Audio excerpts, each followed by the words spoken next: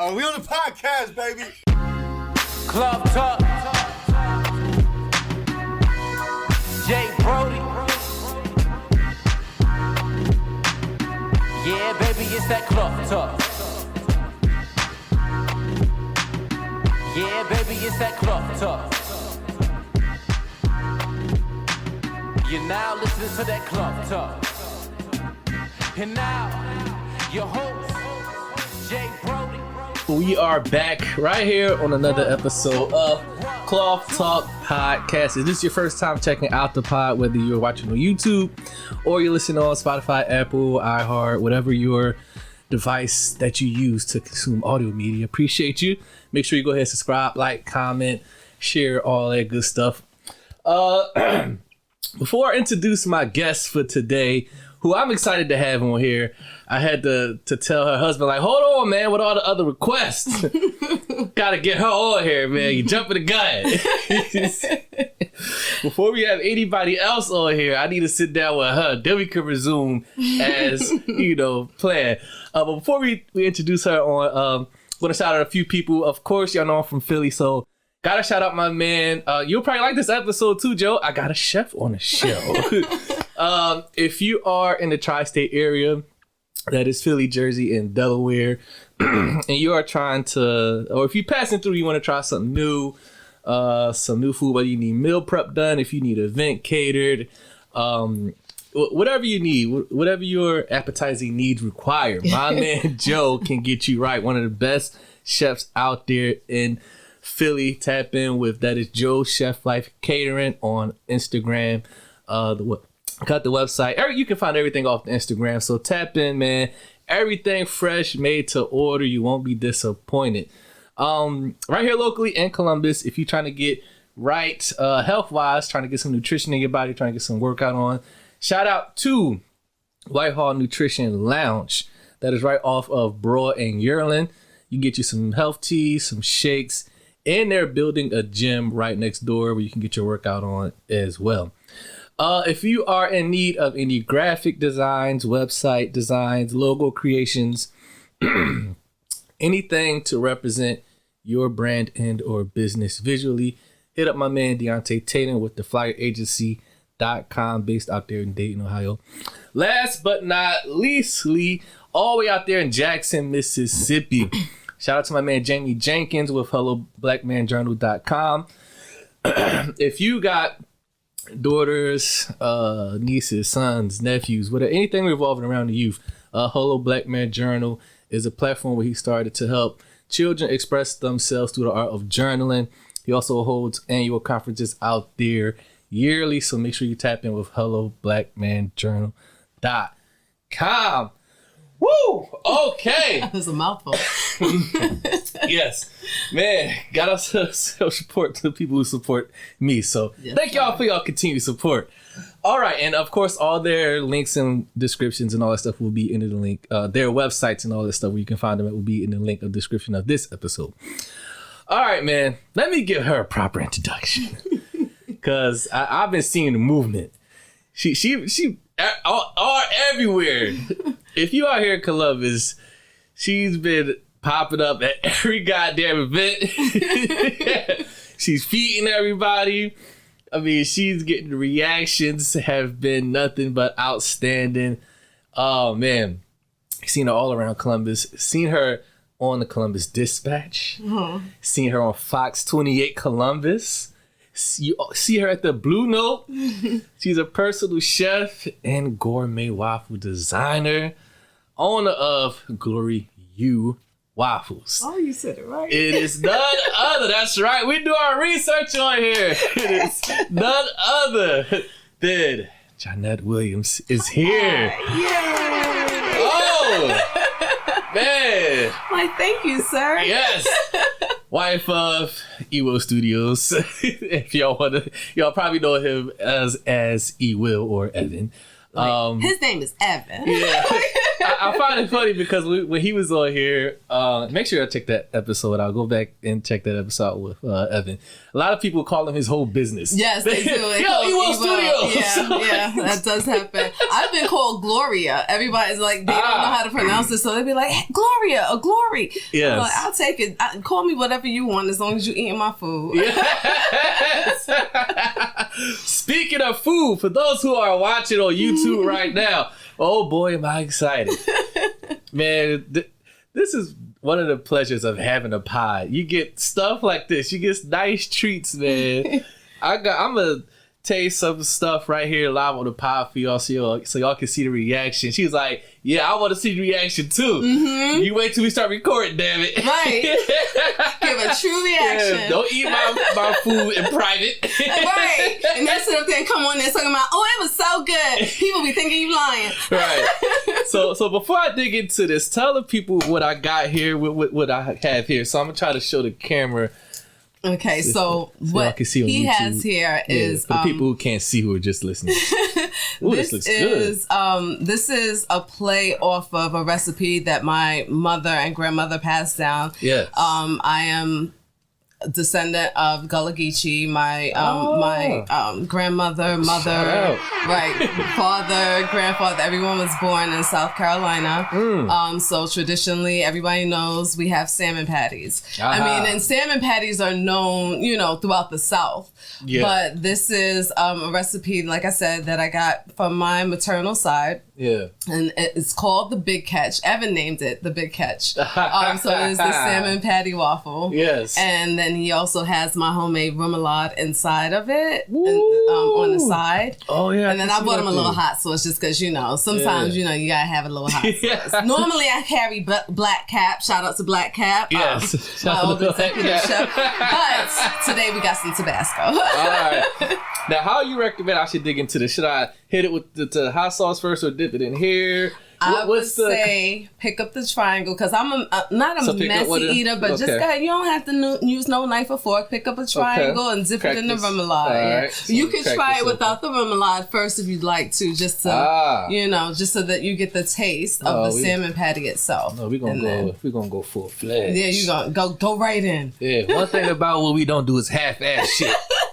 All y'all people out there half-ass and stop it. Stop.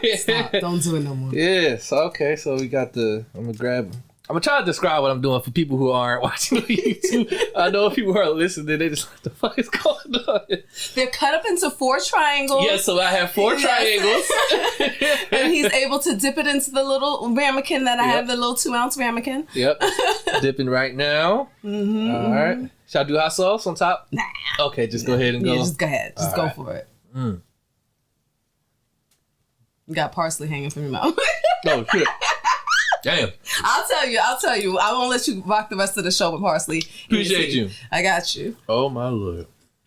This is amazing. Okay, see. Man, let me get us an air horn. What? Woo! Yeah, we may have to take a break because I want to eat the rest of the 3. Yo, what? You gotta do that in your own time. Wow. I did it right. I made it good. Lord have mercy. Now, here's a question that I have for you while you're eating. Please. Did you, are you accustomed to having salmon patties? I've never had a salmon patty. Really? Oh, my goodness. How black are you? No. Oh, no. I'm sorry. I'm so mesmerized by this. I've had a salmon patty. Okay. Oh, look. I done made him forget about all other salmon patties. Hey. Because I would keep it a buck. All the salmon patties I have been frozen store-bought salmon patties. Oh, poor Tink Tink. So this is just blowing my mind. All right. I'm going for one more. one more square here. I'm sorry, guys. Don't apologize to them. They'd understand if they had it too. Like, what else do you want to hear eating, man? Get to the interview. Right. Start asking some questions. Yeah. I'm gonna get to it, guys. I'm so glad you're enjoying it, though. Yes. And this is a true reaction. So true reaction. In the meantime, while I'm finishing this last square, tell the people where they can find you at. Website, social media, and all that stuff, so they don't just hear me chewing. I could do that. So y'all can experience what I'm experiencing right now because this is amazing. So currently I am the head chef at Blue Note Jazz Cafe on Main Street in Bexley, Whitehall. It's like borderline area. If you have not been, it's a beautiful jazz cafe. You need to come. The owners, Derek Pinnell, Tiffany Pinnell, they are amazing people and very welcoming. It's an intimate setting. So, you know, you have live jazz. You come in, great food. I mean, if I do say so myself. Yeah. And then of course you can say that. And the head chef will definitely say that. Right. Food is alright. She's not going to say that. Best food in the city. Right. And if you're looking for me directly, you can find me at www.Glorieux Wafulz.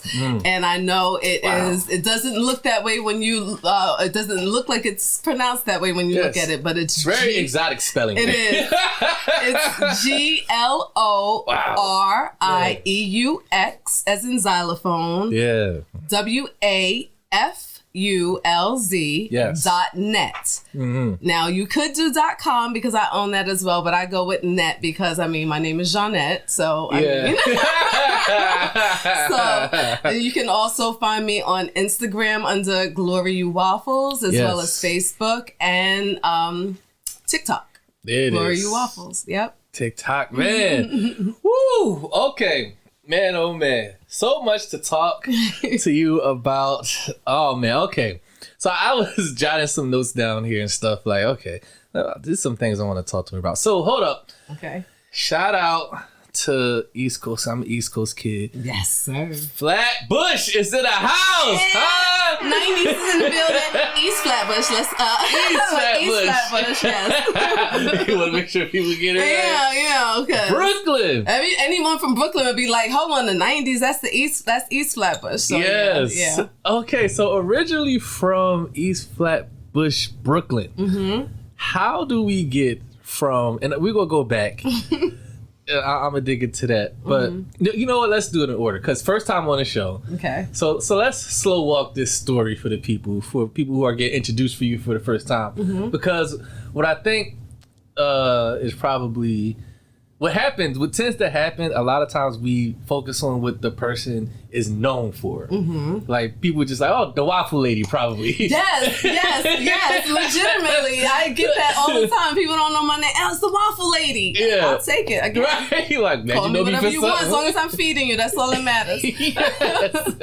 Yes. Okay. So siblings, what was Give us the.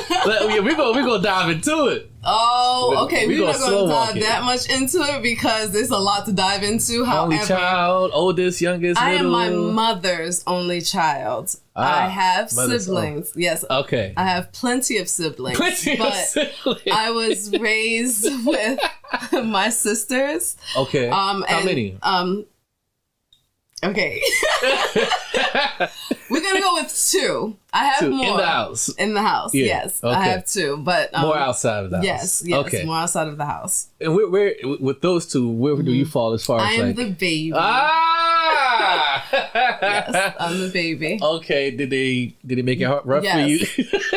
Yes, I was tortured. I was beat up. Jesus, oh Lord! But I won't focus on all the on all the torture and everything because my older sister will kill me. I love you, Coco. We're not focusing on none of that. Shout out to love Coco. You, she supports you. Right. We want to keep it that way. Okay, so yeah, go ahead. I was just gonna say my two sisters, Coco. Well, her name is not Coco, but she's also known. She has AKAs Mac Mama Coco. Yes. Affectionately known, and then Raquel, Rocky. Okay. Oh, she might cut me for that one. But those are my sisters. They helped shape me. They definitively helped shape me. Wow, that's strong. Yes, that's strong. So y'all sound like y'all pretty close. Yes. Nice. Yes. Nice. Okay, so describe to me East Flatbush, Brooklyn. What was it like growing up there? If you can describe this, this town, this place, this city. You know what? New York is gritty. Most people think about it as gritty. So I will say that Brooklyn definitely, but for me, it was my safe haven, and it was also it's also a little rough. I mean, I experienced a lot of trauma and a lot of good things. Okay. But again, like I said, it shaped me as to who I am. So I have a very thick skin. Most New Yorkers do. Yeah. Y'all don't play that shit. But at the same time, I'm also extremely sensitive. And I think New York had a part of that as well. So I'm the type that, you know, I could be fussing, carrying on in a rowdy way and crying at the same time, and you'd be confused because I might be cursing you out, but there's tears. You'd be like, what's wrong with her? So, right. I mean, both emotions come out at the same time. And I mean, and I think that's what Brooklyn is, or New York, because you can go through so many emotions and so many you could just go through so much growing up in the streets of Brooklyn. Like it really does prepare you for the world.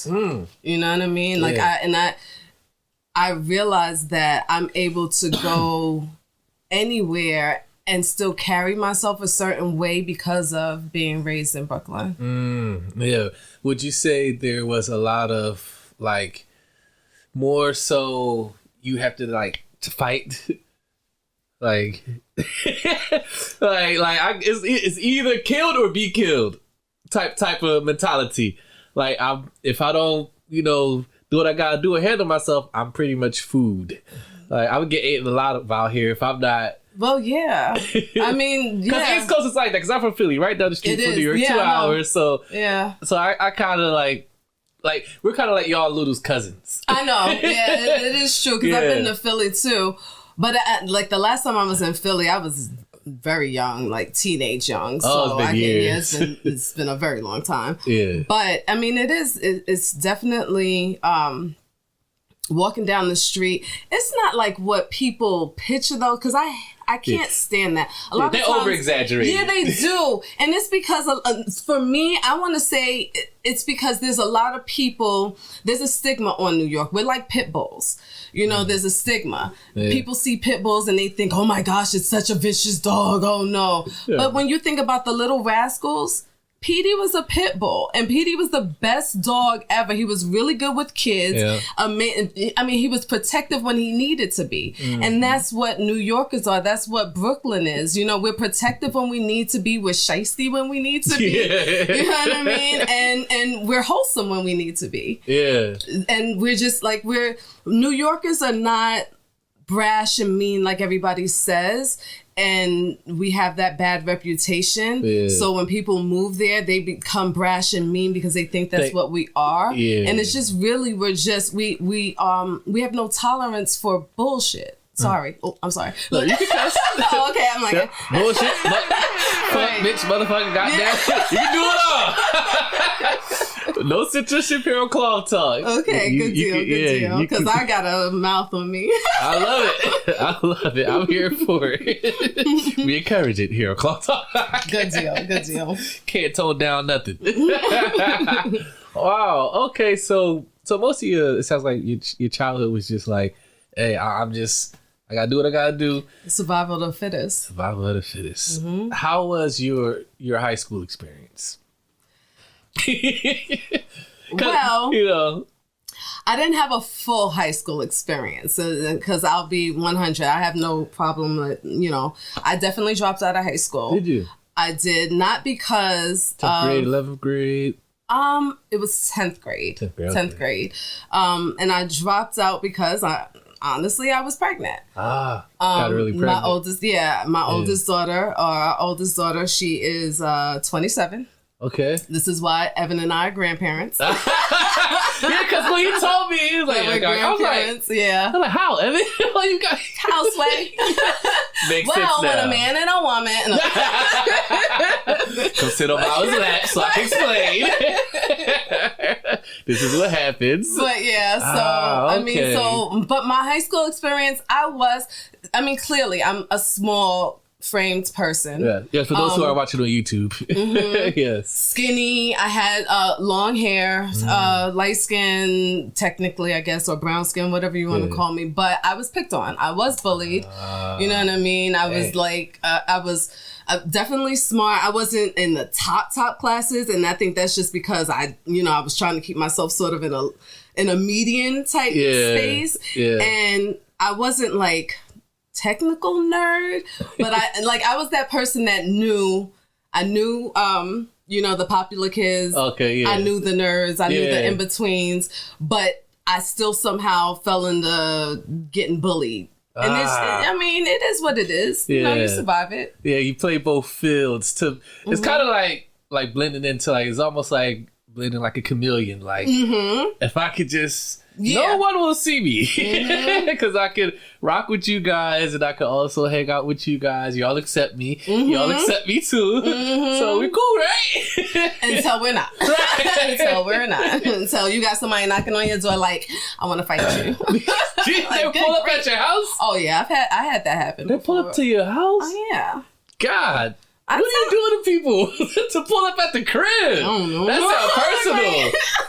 Took some girl's boyfriend. He why are you looking at her? Because you stick out, you know. I did stick out. Light but skin, petite, all the other girls probably, who she thinks she is. I did have that a lot of times. A lot of times people will always talk about the way I spoke, and they would tell me, "Oh, we thought you were stuck up because you speak so proper," and I'm like, first of all, I do not speak. I don't speak proper though. You'll hear as we continue on. I really don't. And I haven't really strayed too much. Of course, you could turn it on when you need to, when you work corporate or when you're around certain people, when you need to be. We all have that moment where we could turn on whatever.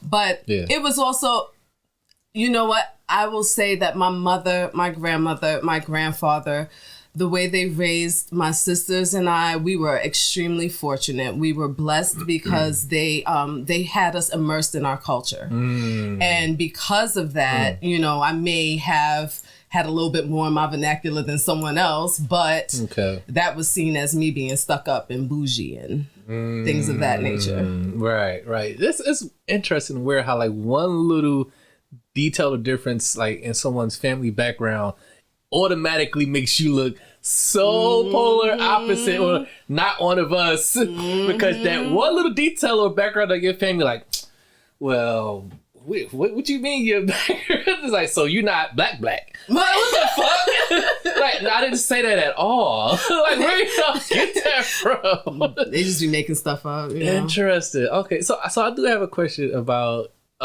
so you drop out 10th grade, you get pregnant early. I'm curious to know, at that point in time when you found out you were pregnant in the 10th grade, what was your mindset at that time? Did you feel like, oh my God, life is over? Or was you scared, nervous? Was you ready? How do I tell my parents this shit? Or am I ready for this? What was, if you could, I definitively was not ready. I was 14. Right.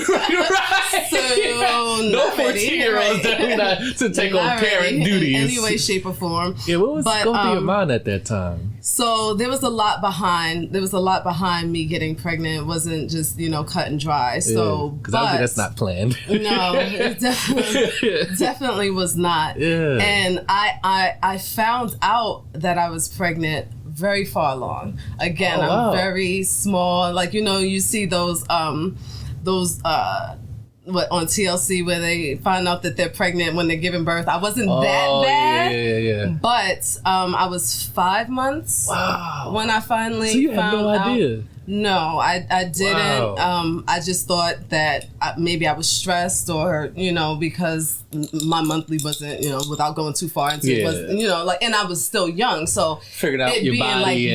You still, you're young. Your body's not where it's supposed to be at that point in time. And so when I found out, my mother found out. We found out together. Because again, I was 14 and I wasn't feeling good, and it was a consistent not feeling good. So my mother made a doctor's appointment, and then we go to the family doctor, and the doctor's looking, and the doctor's just she's all oh, she's pregnant. And I'm like, horrified. Because again, yes, we talk about my small frame, but my mother was not a small woman in any way, shape, or form. And my mother, like, oh my goodness, my mother, I was scared. So, needless to say, we had to walk to the bus. Did we take a bus that day? I can't even remember if we took a bus back. But needless to say, I was probably about 10 to 20 paces in front of her. Damn, you was moving. Yeah. I was not trying to be up underneath that lady in any way, shape, or form. Man. So yeah, it was a lot. She wasn't too thrilled about this, clearly. Oh no. Nope. Oh my! And then having to tell my sisters too, and just like.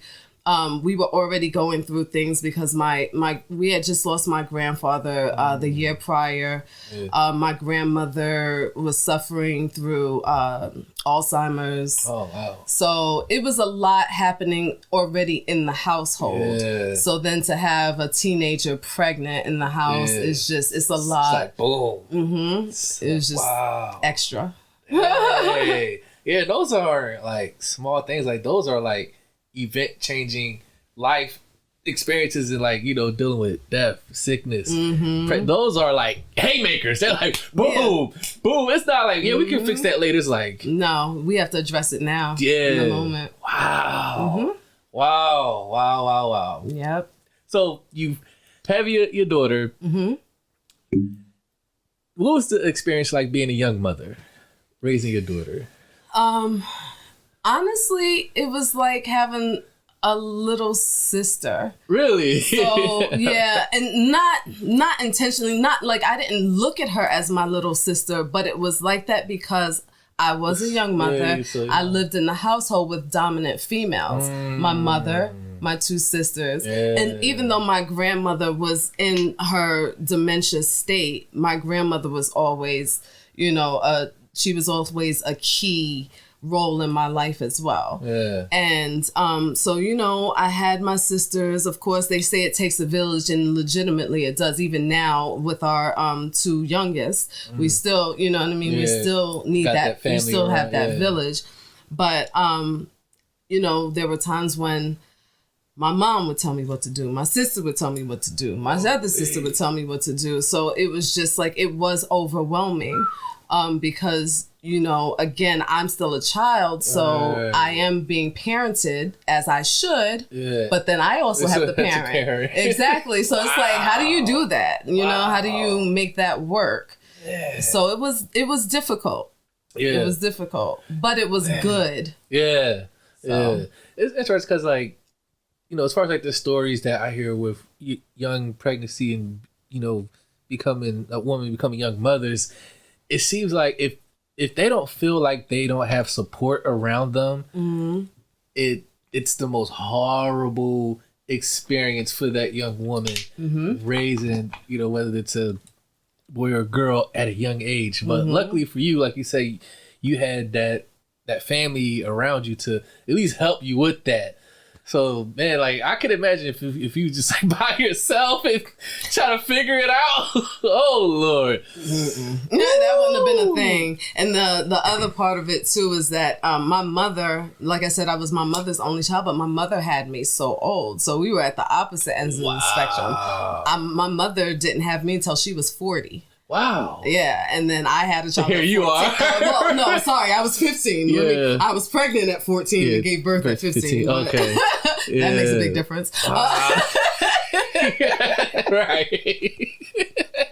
Oh, man.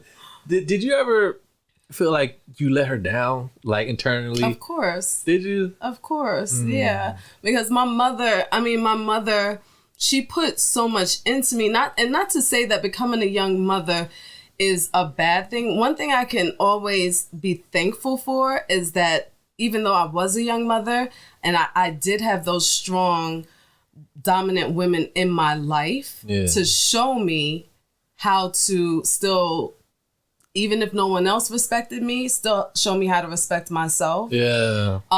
Even when I made decisions that were whatever, but Yeah. You know, and I still uphold them. Like right now, even when I curse, and if I, you know, a lot of times I think about my mom and I'll be like, oh crap. And my mother's been dead for almost 8 years now, but there's certain things that I still be like, I'm sorry, Herthy, I didn't mean it. Like, I don't want you to come out from nowhere and slap me upside my head. That presence.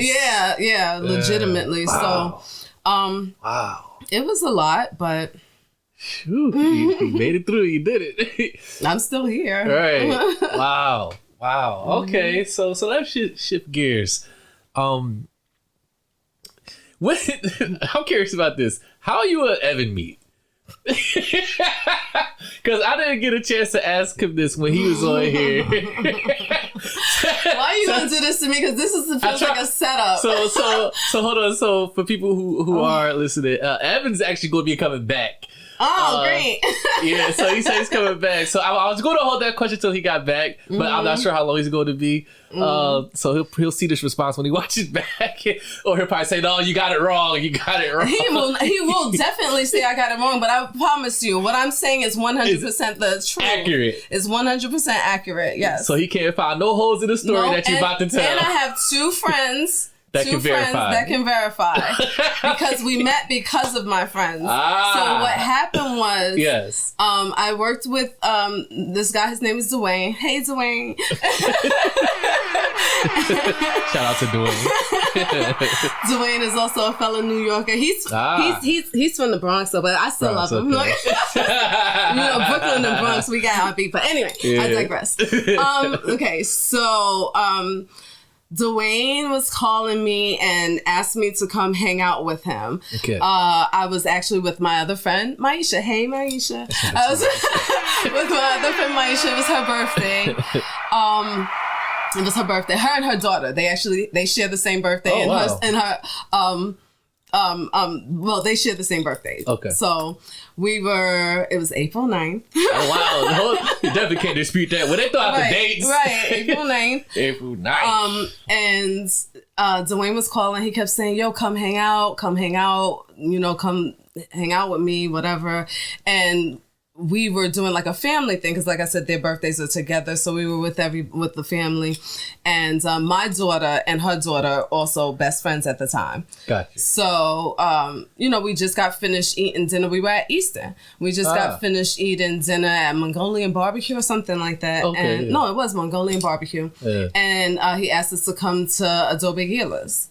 So yep. Okay. Familiar. Okay. Yep. Get everybody home, and then her and I we go back out. So Dwayne is there, and all his boys are there. So me, Maisha and myself, we were the only two girls. Oh, dang.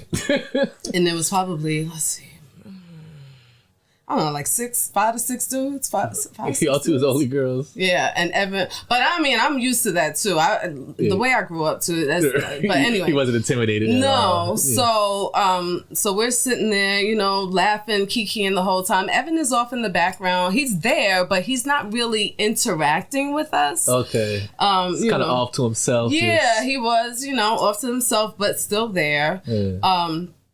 And then after a while, everybody starts, you know, the crowd starts thinning out, and even Dwayne leaves, but Evan is still there. And Maisha and myself are still there. Okay. At this point in time, I may or may not be a little bit inebriated. Shout out to the liquor. May or may not be. Nothing like some good old liquid courage. Yeah. So Evan then scoots closer to us and sits at the table with us, and then we start, you know, sort of people watching. We're at Adobe Gila's. You're at Easton. After a while, you know, people coming in, and like I said, I wasn't like gone, so I'm able to focus. But there was some people that were gone that made it fun. So you're still alert, right? So we were talking and everything, and the more I'm talking to him, the more it was just like, you know, like, oh my gosh, this guy, he sort of reminds me of me. He reminded me of a male version of myself, which I remind myself of a male version of me sometimes. So there's that. But yeah. So we were just talking, laughing, kikiing, and I actually asked him.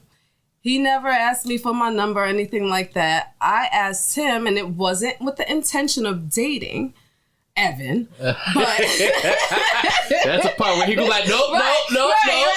It wasn't with that intention. It was just, I thought he was a cool dude. He was funny. He made me laugh. Yeah. And it was just like, and I was coming out of a relationship too. That was a part of it. So I really didn't want anything. Yeah. So it was just like, he's cool. He reminds me of me. We can make fun of people together.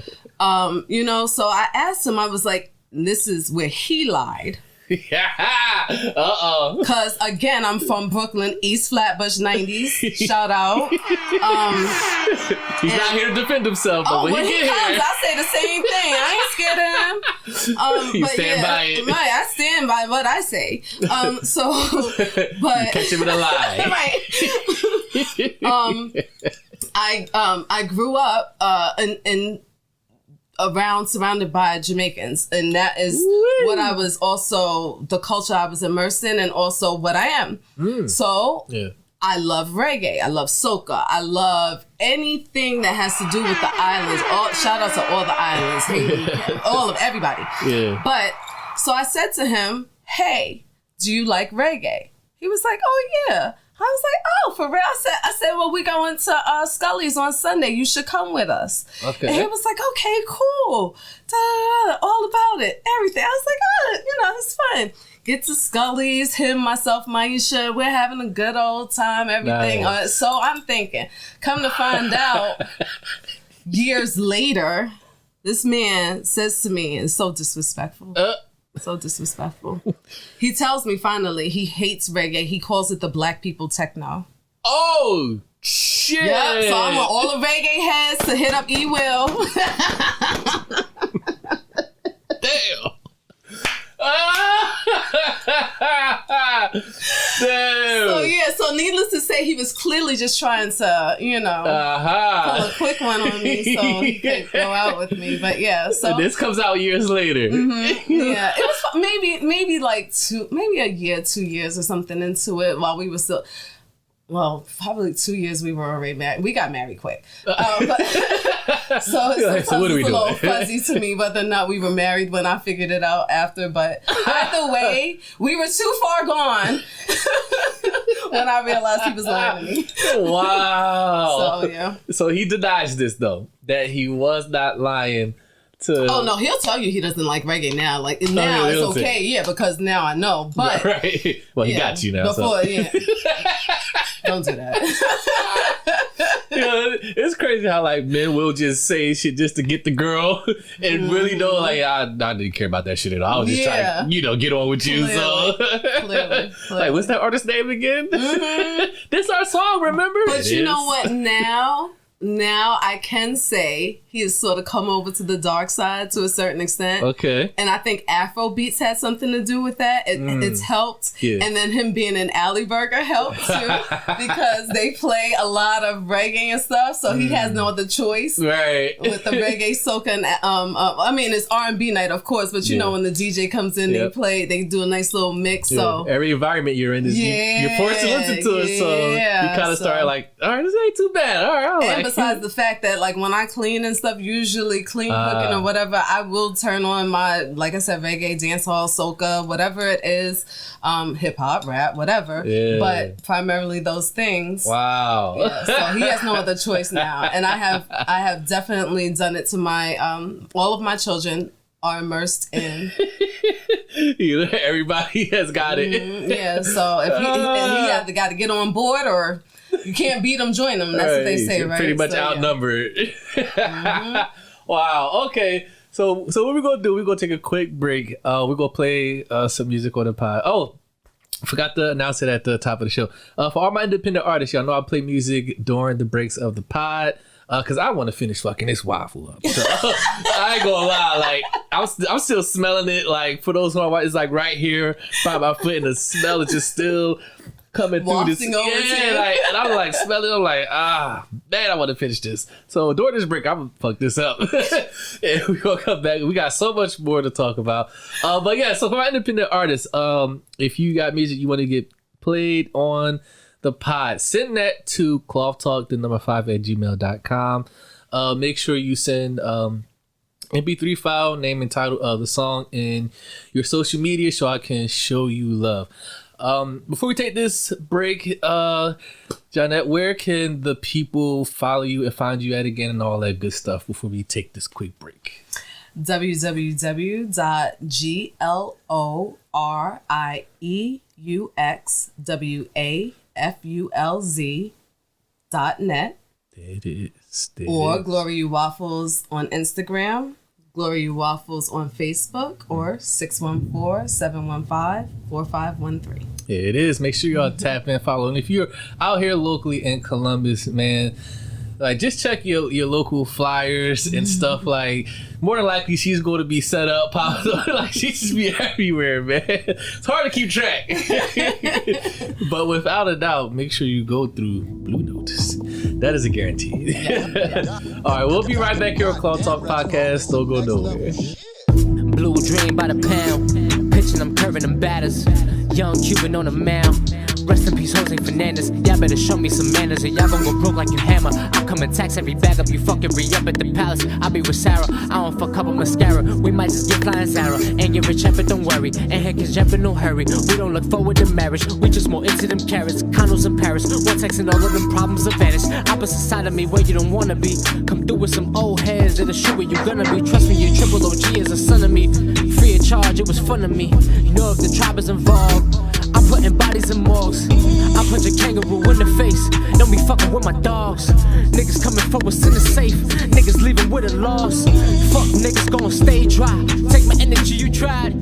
Double R, didn't wake up. Swear the same night I cried. Everyone want a piece of the pie. Like a throwback, easy or not. Life is a bitch, then you die. Life is a bitch. I know the tricks of the trade. I got some licks to get paid. Know I'ma flip every day, whether legit or it's not. OT punching the clock, potent and fresh out the pie. Spend your whole life trying to get by. Life is a bitch, then you die. See him running up the comments, but that don't mean that you prospered. All that money don't mean nada. Fast whips and designer. Yeah, I know you got a lot of, but you lacking all the knowledge. I don't wanna sound conscious, rather jump in the mosh pit. That's how I feel right now. Let's keep it real right now. No, we the lobbyists. Fuck all the nonsense. Get the profit, and for them dollars we gon' off them. For them dollars we gon' off them. For them dollars we gon' off them. For them dollars we gon' off them. For them dollars we gon' off them. Nigga, for them dollars we gon' off them. For them dollars we gon' off them. Know we the lobbyists. Know that we shining. I know that you know that we grinding. And don't care who watching. We don't care who watching. We don't care who watches. Let them bitch niggas watch us. Put them niggas in the coffin. Put them niggas in the coffin. I will motherfucking off. Been getting it. The planet is mine, yo, I'm wrecking shit. They said that this life is a bitch, I'm demanding it. Fucking, you know I'm not settling. Vagabond, I keep it calm when mama karma coming knocking at the door. You know I'ma be there, prepared for whatever. You reap what you sow. Life is whatever you make it. Taught if you want it, you gotta go take it. I've been so distracted, I'm back in rotation. My back on the wall, so I'm going out blazing whatever it takes. Bang, bang, bang. Get down on the floor. They trying to kill us all. Motherfuck your laws. I said bang, bang, bang. What you shooting for? Why you trying to go and take us out? My life worth as much as yours. Why they killing off the fucking animals? Why they acting like some fucking cannibals? All my life I've been searching for antidotes. Living up so twisted, trying to feed a slides instead of some niggas in the street got no food to eat, shoes on their feet. Man, put on the beat, I'm about to grab a seat, tune in the frequency. Some folks blind to see, better just guard your cheek. Ignorant or the deaf, sometimes I feel and know that I'm blessed. Life's a game of chess, better just try your best. Finesse, clear your stress. We all bleed in blood and we made of flesh. Each day's a test, and up and more and less. Open up the lens, love all your friends you keep close. Smoke some weed, cups up, give a toast. Take some more hits, then I am ghost. Heading straight towards the Astros. None of this cash rules, hearts and the passion. They be on fashion, souls keep on crashing. Self-destruction, I know it just happens. I know the tricks of the trade. I got some licks to get paid. Know I'ma flip every day, whether legit or it's not. OT punching the clock, potent and fresh out the pie. Spend your whole life trying to get by. Life is a bitch and you die. All right, man. Yes, we are back right here on Club Talk Podcast. I'm feeling good. I'm feeling great. I'm full. I finished the other half of that. I'm gonna tell you, the big catch is what it is, man. Let's break this down. Inspired by, and I'm reading this for people who aren't watching on YouTube off the lovely card here. The big catch, inspired by my mother and grandmother, a salmon patty waffle, just as it sounds, topped with homemade. How do you say this again? Remoulade sauce. Ooh, that shit's good. Hey, Now I'm on a mission to try everything on this menu, front and back. I got you. There's a savory side and there's a sweet side. Yes. So now I'm on a mission to check mark everything on here. Okay. All right. So let's jump back into it. Evan, we're waiting on you so you can defend yourself. I'm gonna text him while we're talking. Yeah. So, no, hold on. Wait a minute. How come he gets to be in my interview? No, that's not fair. Right. He had his time. Right. He had his own time. He could come at the end, right, maybe, and defend himself. Right. If he chooses to. Right. All right. While you text Evan. Okay, so moving on. So we cover your childhood, growing up in East Flatbush, high school, getting pregnant early, dropping out, all that stuff. So take me to because I was watching your interview with Fox 28, and you were talking about how your mother and grandmother, you as a young child, you observed them a lot, like cooking and all that stuff, and that kind of like got you into what we know you for is now. She's not the waffle lady. I could be the waffle lady. Yeah.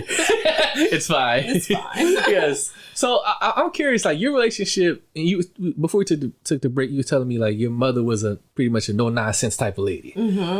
Talk about it sounded like she was a traditional woman. Yeah, definitely. Talk about your mother for what type of woman was she? My mother, oh my gosh, of course I'm gonna get emotional, so That's okay. yeah.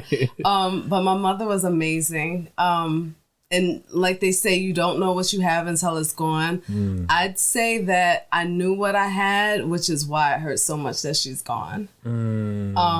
She definitely worked her butt off to make sure that anything I wanted, if it was in her power, she would do it for me. She was there because my father, he was out of my life by the time I was 4. And so my mom, she took care of her parents. My grandmother, like I said, fell ill at a young age with Alzheimer's. Or, I'm sorry, not at a young age. I was young. Yeah. And then my grandfather, he had diabetes. He passed away when I was 13. But they definitely shaped her. She put her life on hold. And she may disagree with me to a certain extent because she was still herself, but she put her life on hold to make sure that she took care of her parents because they took care of her. Wow. Back in the South, there were always secrets, always different things that happen in the family. Secrets nobody talks that about. Nobody wants to talk about. And I didn't find out until later on in my life that my mother or my grandmother and my grandfather, they were honestly my great aunt and uncle. They were, my grandmother was my mother's sister. Whoa. So there was a lot to it. And they came over a part of the Great Migration when there were people who stayed in South Carolina. There were people who ventured to Chicago, and then there were people who ventured to New York. And my family did both. Did all three, actually. There's still some in Charleston now. I have cousins in Chicago, and then still family in New York, cousins and sisters and stuff in New York. Wow. So everybody kind of like dispersed and. And my mother was brought up with those Gullah Geechee values, and just even the dialect. A lot of people don't know what it sounds like, what it is. I can't even really emulate it the way to do it justice. You gotta have a tongue for it. Yeah, I mean, there are times when, depending on how mad I get or whatever, you might hear something. It might sound a little displaced between New York, Southern, Geechee, whatever the heck it is. I don't know. Sometimes I confuse myself. But so my mom, because of the way she was raised, And again, she was in a village, even though there was a lot with my grandmother having her and raising her. She still had a village and was surrounded by that. And it shaped her to be the woman she was. She was very into her culture, very into her Black people, indigenous people. Wow. She was, before everybody is now all of a sudden into the essential oils. My mother, I was raised on that. So mint, lavender, just the different things, aloe. You get aloe juice, like that cocoa butter, you know what I mean? And you'll have people in the store now, there's that aloe juice. No one has had aloe. Well, I shouldn't say no one, but of course I'm feeling it because it's for me. But no one had aloe like my sisters and I had to experience like aloe. Wow. My grandmother, we would get sick. She was getting the aloe leaf. She was cutting it open, scraping the meat out. She was muddling it. Damn. And the most she did was put a little bit of ginger ale, because Negroes, we all say ginger ale cures it all. Right. So it was aloe and a little bit of ginger ale, and that was it. But this is how I was raised. Camphor, you pin camphor in a newborn. You make sure you put red on them. There's a lot of things that, that we as a race have forgotten about and moved away from. And, our generation, we're not teaching it to our youth, which is why they're running amok nowadays anyway. But I digress. But that was the type of woman she was. And she did what she had to do for her family. Wow. And it made me realize, like, no matter whatever you're going through or whatever, you have family and yourself to take care of, then you figure it out. Wow. You figure it out. No matter what you're going through, you figure it out. You make it work. Sounds like she's a very selfless woman. She was. Like, it's not about me, it's about taking care of these people. Mm-hmm. My duty is to take care of them. The family. Yeah. Family first. Mm-hmm. Yep. Wow. She always taught us that, and no matter how many arguments, whatever, we would break apart. And I mean, everyone in the family, we'd have those moments where you break apart, but you came back together because that's just how we were raised. It didn't matter what anybody did. And even if you were broken apart, if you found out something was going on with your family, it don't matter what else, you come back to that family and you take care of them, no matter what. And if you want to go back to being mad after, that's your business. Right. But you just take care of your family. Man. Ooh, it's funny because, like, times are so different now where we're in a very me society now. Mm-hmm. Me first. Mm-hmm. And so at that time, it sounds like it was normal to self last. Mm-hmm. Family first. Mm-hmm. Now everyone's like, my feelings matter. And if... Sorry. My face betrays me a lot. Terrible poker face. We all ain't watching on YouTube. I know. But for the people that are, they like, she rolling her eyes. What's going on? Yeah. Man, it's interesting because, like, forget woman, but people just don't exist like that no more. Mm-hmm. I hear Evan. He's arrived. Again, this is my interview, though. Right. Evan will be off camera. Y'all won't see it. You'll probably hear his voice, though. Ewo Studios has arrived. The whole business. With his grin on his face. Yeah. He has arrived. You can have a seat right there, good sir. Yeah, stay out of my time. Yes. Do you want to give him a chance to defend himself or no? Oh, he can defend himself. All right. We're going to come to you in a second. We're in the middle of a story. A story was told, and you were revealed to be a liar, sir. We're going to get into it. We're going to let you defend yourself. Always bad guy, huh? That's fine. Yeah. Okay, so wow. So your mother was, like, always family first. Mm-hmm. So you clearly took a lot of that with you now. So here's a question that I would, as far as, like, your mother and grandmother, and you watching them, did you, when you were watching them, like, kind of observing them, did you think what they were doing was normal, or did you just like, none of my other friends' parents are like this. Like, my parents are different. My mom is different. Or was that just like, hey, that's just what it is? That's just how it is? No, I can definitively say that. My grandmother was the grandmother that everyone talks about, that big mama type deal. Yeah. So where I grew up, it's Rockaway Parkway, 450 Rockaway Parkway. Okay. So it's a parkway. Because not everyone knows what that means. Yeah, trying to paint the picture. For exactly. So it's like a little, the street itself. So when you're driving down the street, it's 3 lanes going and 3 lanes coming. Oh. So it's like a little mini freeway type deal. Okay. But you can't speed on it because it's still a residential neighborhood. And actually the hospital that I was born in was 2 blocks up. Oh, shit. So, but it's a very busy street. My grandmother was the one, with a small block, you can always go to your council. I think it's your councilman that you go to do like block parties or. Oh, okay. You know like what I mean? Town hall stuff to get permits to. Because we were a parkway, that was unheard of.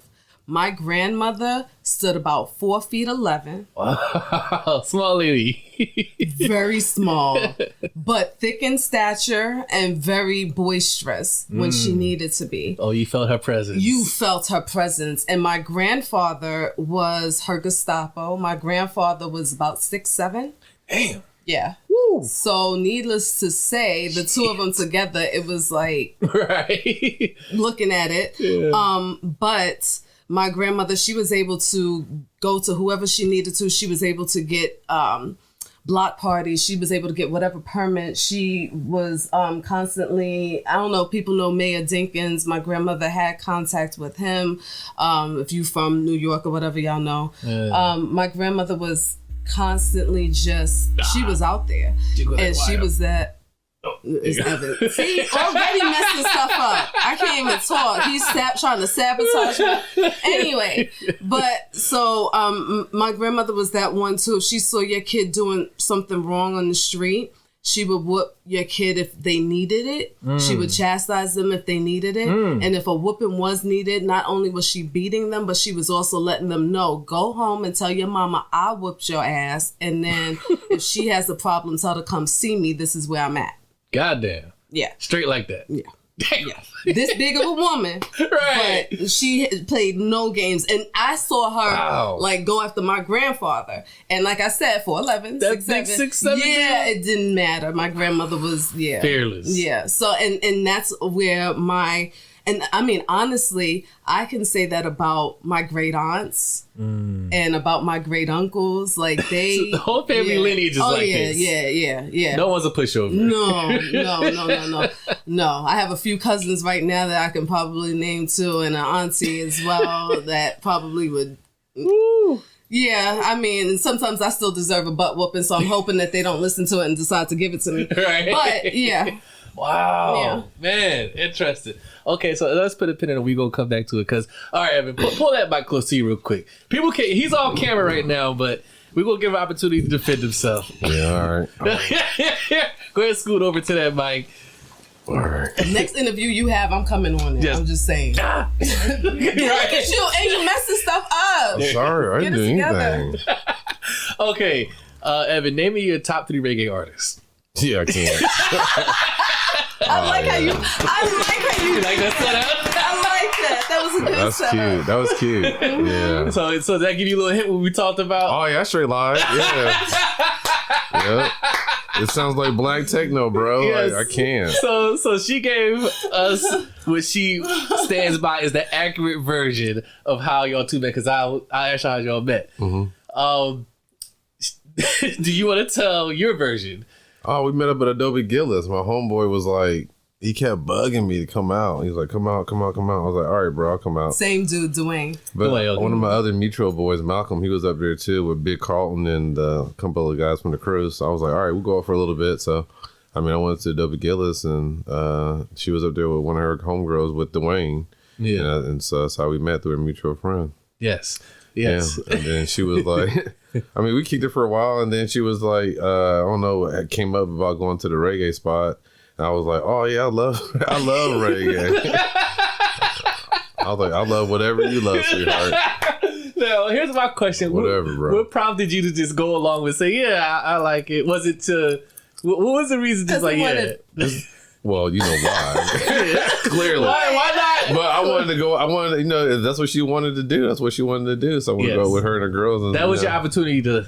Yeah, slide in. Yeah. So if you, I kind of see where your mind frame is. You like, okay, if I tell her I don't like reggae, then I'm out. Yeah, it's a wrap. So I gotta say I like reggae. That was not necessarily true either. I could have figured something else for us to do. You're right, but you wanted to do that, so I was like, we can go for it. I mean, it's not like I hate it, but like after I went to it, I was like, yeah. You have said hate and reggae at the same time. What do you mean? That was like the first. More so recently, Evan, you have not told me you hated reggae before. I don't. It just sounds the same. It's just.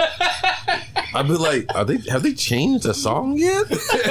That's because they have this is like 10 songs ago. I'm like, wow, bro, this all sounds alike. Yeah. It's just not my cup of tea, but hey. Yeah. How do you feel about reggae music today? Today? Yeah. I mean, I do. I mean, because you. I'm trying to be so careful right now. With the introduction of Afro beats and all that, I've kind of like, you know, I have an appreciation for it. Yes, okay. But, you know, so all I'm a little bit more, you know. So no longer the devil's music. No, not the devil's music. Okay. No, it's just, you know, I have some of my little playlist now. So, there you go. Yeah, okay. I've learned to acquire it. Very nice, very nice. But at that time, you had a goal in mind was to get woman. Yes. if that meant going to a reggae club, that's what we had to do. There you go. This coming from the man with friggin' locks. They were baby locks when I met them, so they were like, you know, them starter locks, the locks that ain't. Oh yeah. The hairstyle's more. It's more of a what do you want to call it? Starter locks? No, no, it's not about your ugly face. No, it's more of a function, right? It's more of a function. Yeah, like I'm anti like getting my hair cut and all that, painful, all that. So it was like, you know what, I might as well just lock this up. So he goes to the harder thing of having something hard to maintain. Locks are not easy. For those who are out there thinking about going to the lock journey, it is not an easy situation. No, it's not, but I just didn't like, I always wanted longer hair, so. You said, fuck it, let it grow out. Let it grow. Let it grow. All right, so you stand corrected. Evan defended himself. 100% accurate. Anything else you want to add before we cut your mic off? No, she's a great chef. She's a great chef. That is true. She's a great chef. Yes. Perfect. Thank you for that segue, because we're going to get into that right now. Oh, okay. Yeah, we covered the whole backstory, Brooklyn roots and all that. Okay. All right, your mic is off, Evan. Cool. Had to give you a chance to speak yourself.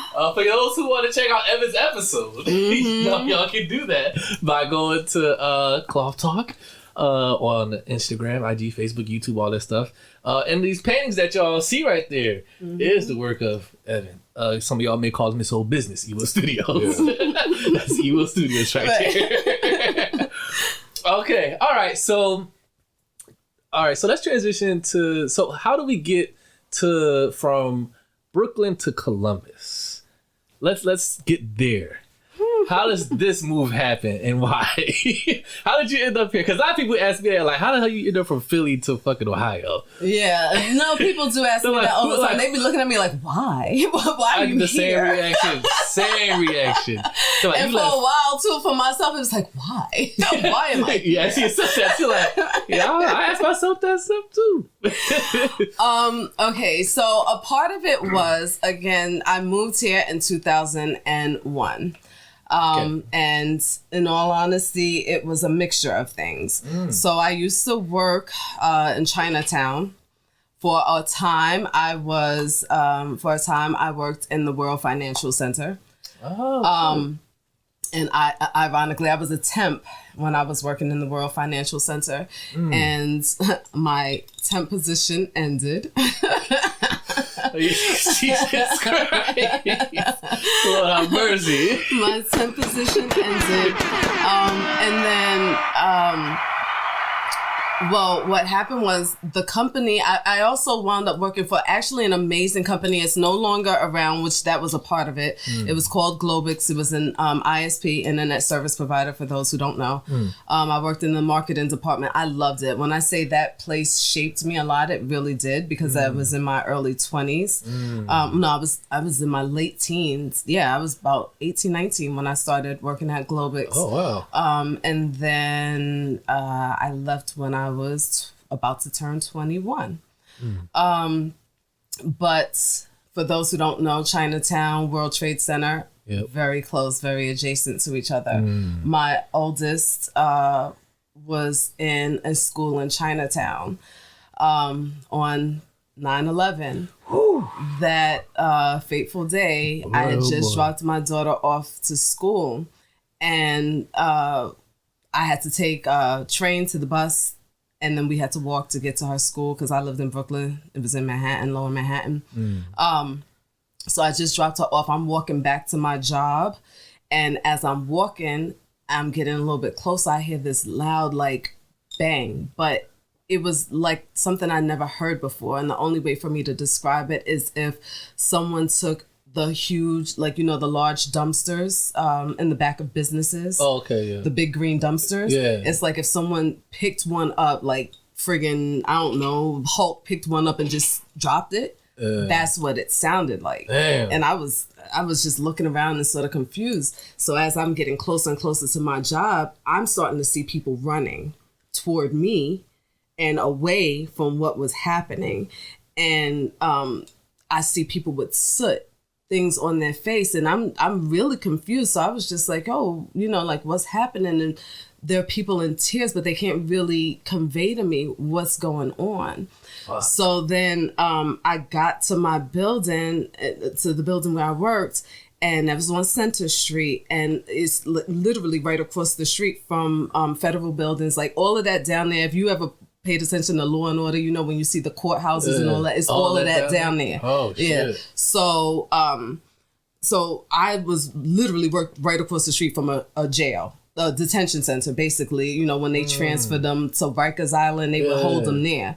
So as I'm coming in, one of my old coworkers, he's looking at me. He looks at me. He's just like, Jonette, we need to get out of here. He was like, a plane just flew into the World Trade Center, and he was like, and he said, we're surrounded by federal buildings. We need to get out of here. And I'm sitting up at that point. We still don't know, because it was the first plane only. We still don't know that it's a terrorist attack. So I was just like, I can't leave. I was like, I just dropped Maxine off. Like, what are you talking about? Looking at him like he's crazy. He's like, Jonette, we got. And I was like, Mark, I'm going upstairs. You know, I went about my business, and I was just like, what? So then I'm on the phone with a friend of mine, and you know, and that's when she's telling me, but I still decided to go get my breakfast. You know, so you're still going about your day. Because again, New Yorkers, you know, until something is for real, you know, like, So I go get my breakfast. I'm talking, and at that point in time, we still had cell reception, so you could still sort of get in contact with people. So I'm on the phone, but a little bit, I'm not gonna lie, we were like kikiing, because we're just like, damn, how the hell you missed the World Trade Center? You know, how a plane fly into it, and you know, and again, the building hadn't come down yet. It was pandemonium, and you had to think about those people that were impacted, of course, when the plane first hit. But it was still just like you didn't really come to the full like situation. Like what's happening? Yeah. So I was just, you know, getting my breakfast, whatever. Then things get worse.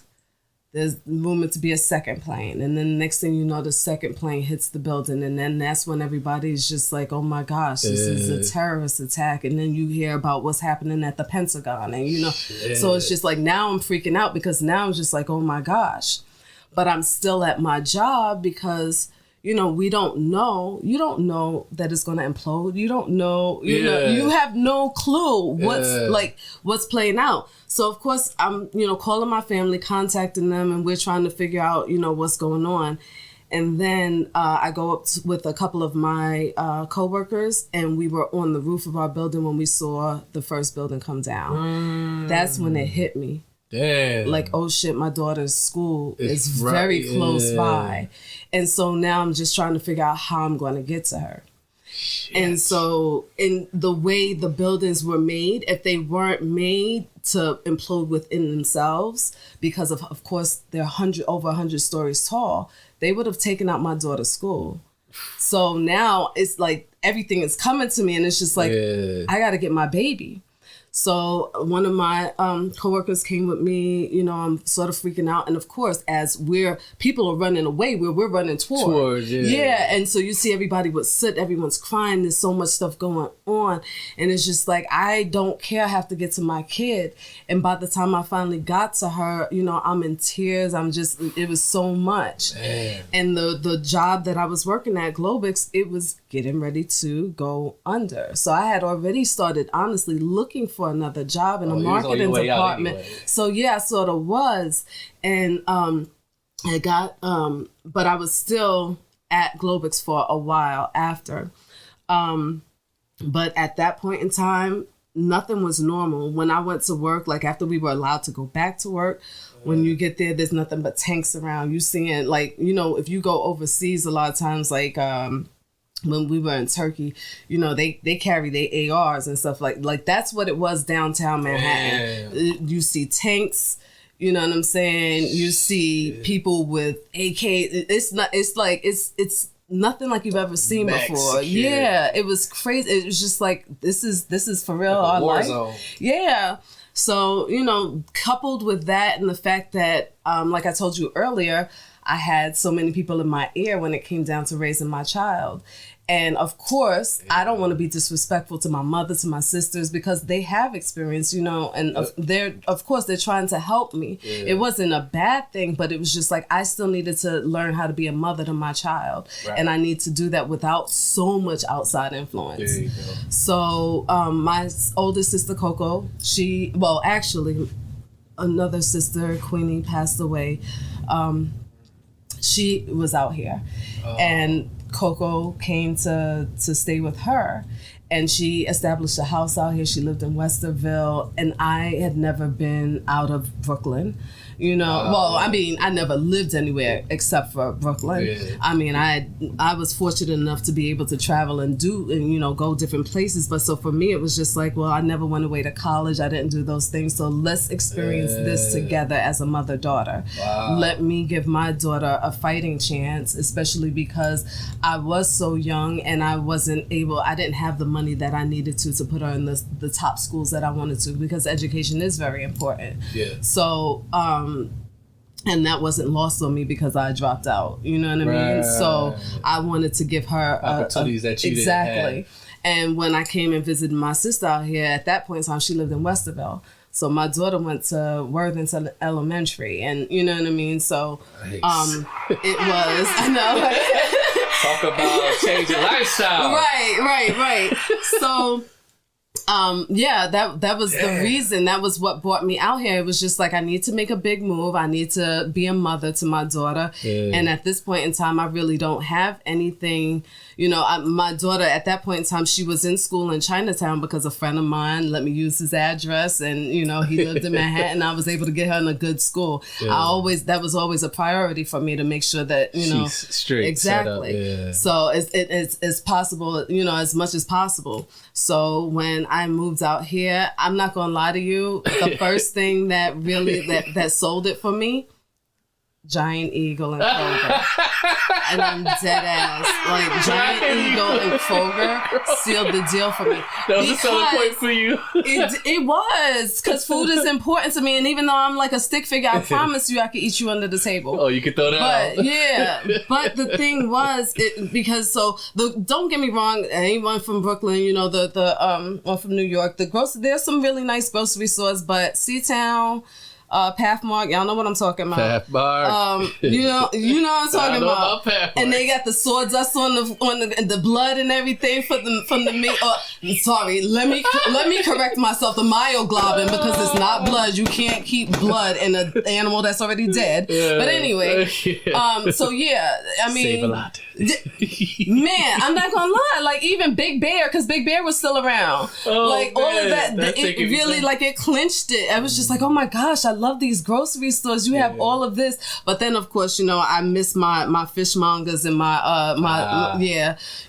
the meat markets, actually being able to do markets. that. Yeah, because you don't got that out here. Yeah, the meat markets is top notch out there.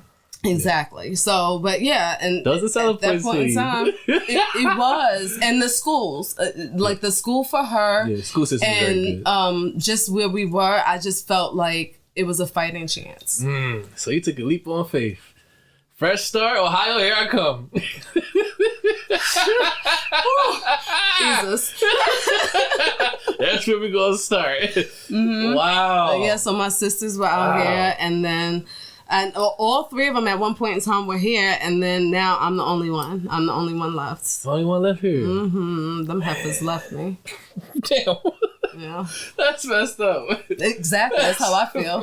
So they went back to New York? One's in Connecticut. One's in Brooklyn, not far from where we grew up. Wow. Mm-hmm. So what made them go back? Like they the one that started it. Slow lumbers.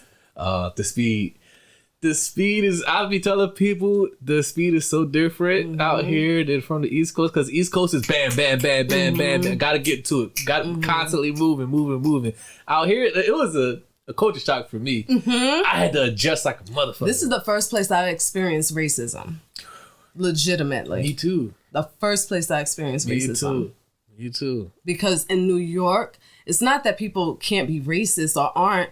It's just we're such a large melting pot that if you do something, like usually the people that are doing something, they crazy, they off their rocker. You know what I'm saying? They just don't give a crap and they'll say whatever. Yeah. But it's like true racism, Ohio. Yeah, I experienced it. I was like, oh shit, that's what it feels like. Okay. Like, so that's what it feels like. I was like, damn. All right. And I lived in Westerville, like legit going into them same grocery stores. I used to have little kids looking at me, staring at me like I was an oddity. I'm not dark. You know what I'm saying? Not to say whatever, but it's just. Yeah, it was weird. Yeah. Weird. Yeah. Wow, man. Okay. Wow. So you land here, and this is 102? 01. Okay. All right. So let's switch gears into the cooking now. Let's get into this craft that you done perfected. Jesus. What was if you can remember, like your earliest memories, the first thing that you actually cooked by yourself, not mom's help, not grandma's help, like, I'm gonna get in this kitchen and I'm gonna try to make something from scratch. Scrambled eggs. That was the first thing you tried to make. You executed? Yeah. Nice. I did. I was and actually a couple of my friends too, they helped me, because it's not that I had made eggs before them, but they opens my eyes to seasoning the eggs. Because, you know, not everybody seasons their scrambled eggs. You know what I mean? So, like, and when I say season, I don't necessarily mean salt and pepper. I'm talking about, like, parsley. Just, you know, like adding some fresh things into it, even dried. But that was, Scrambled eggs was the first thing. Scrambled eggs. Wow. Do you think if it wasn't for how your mom or your grandma were, that you wouldn't have got into cooking?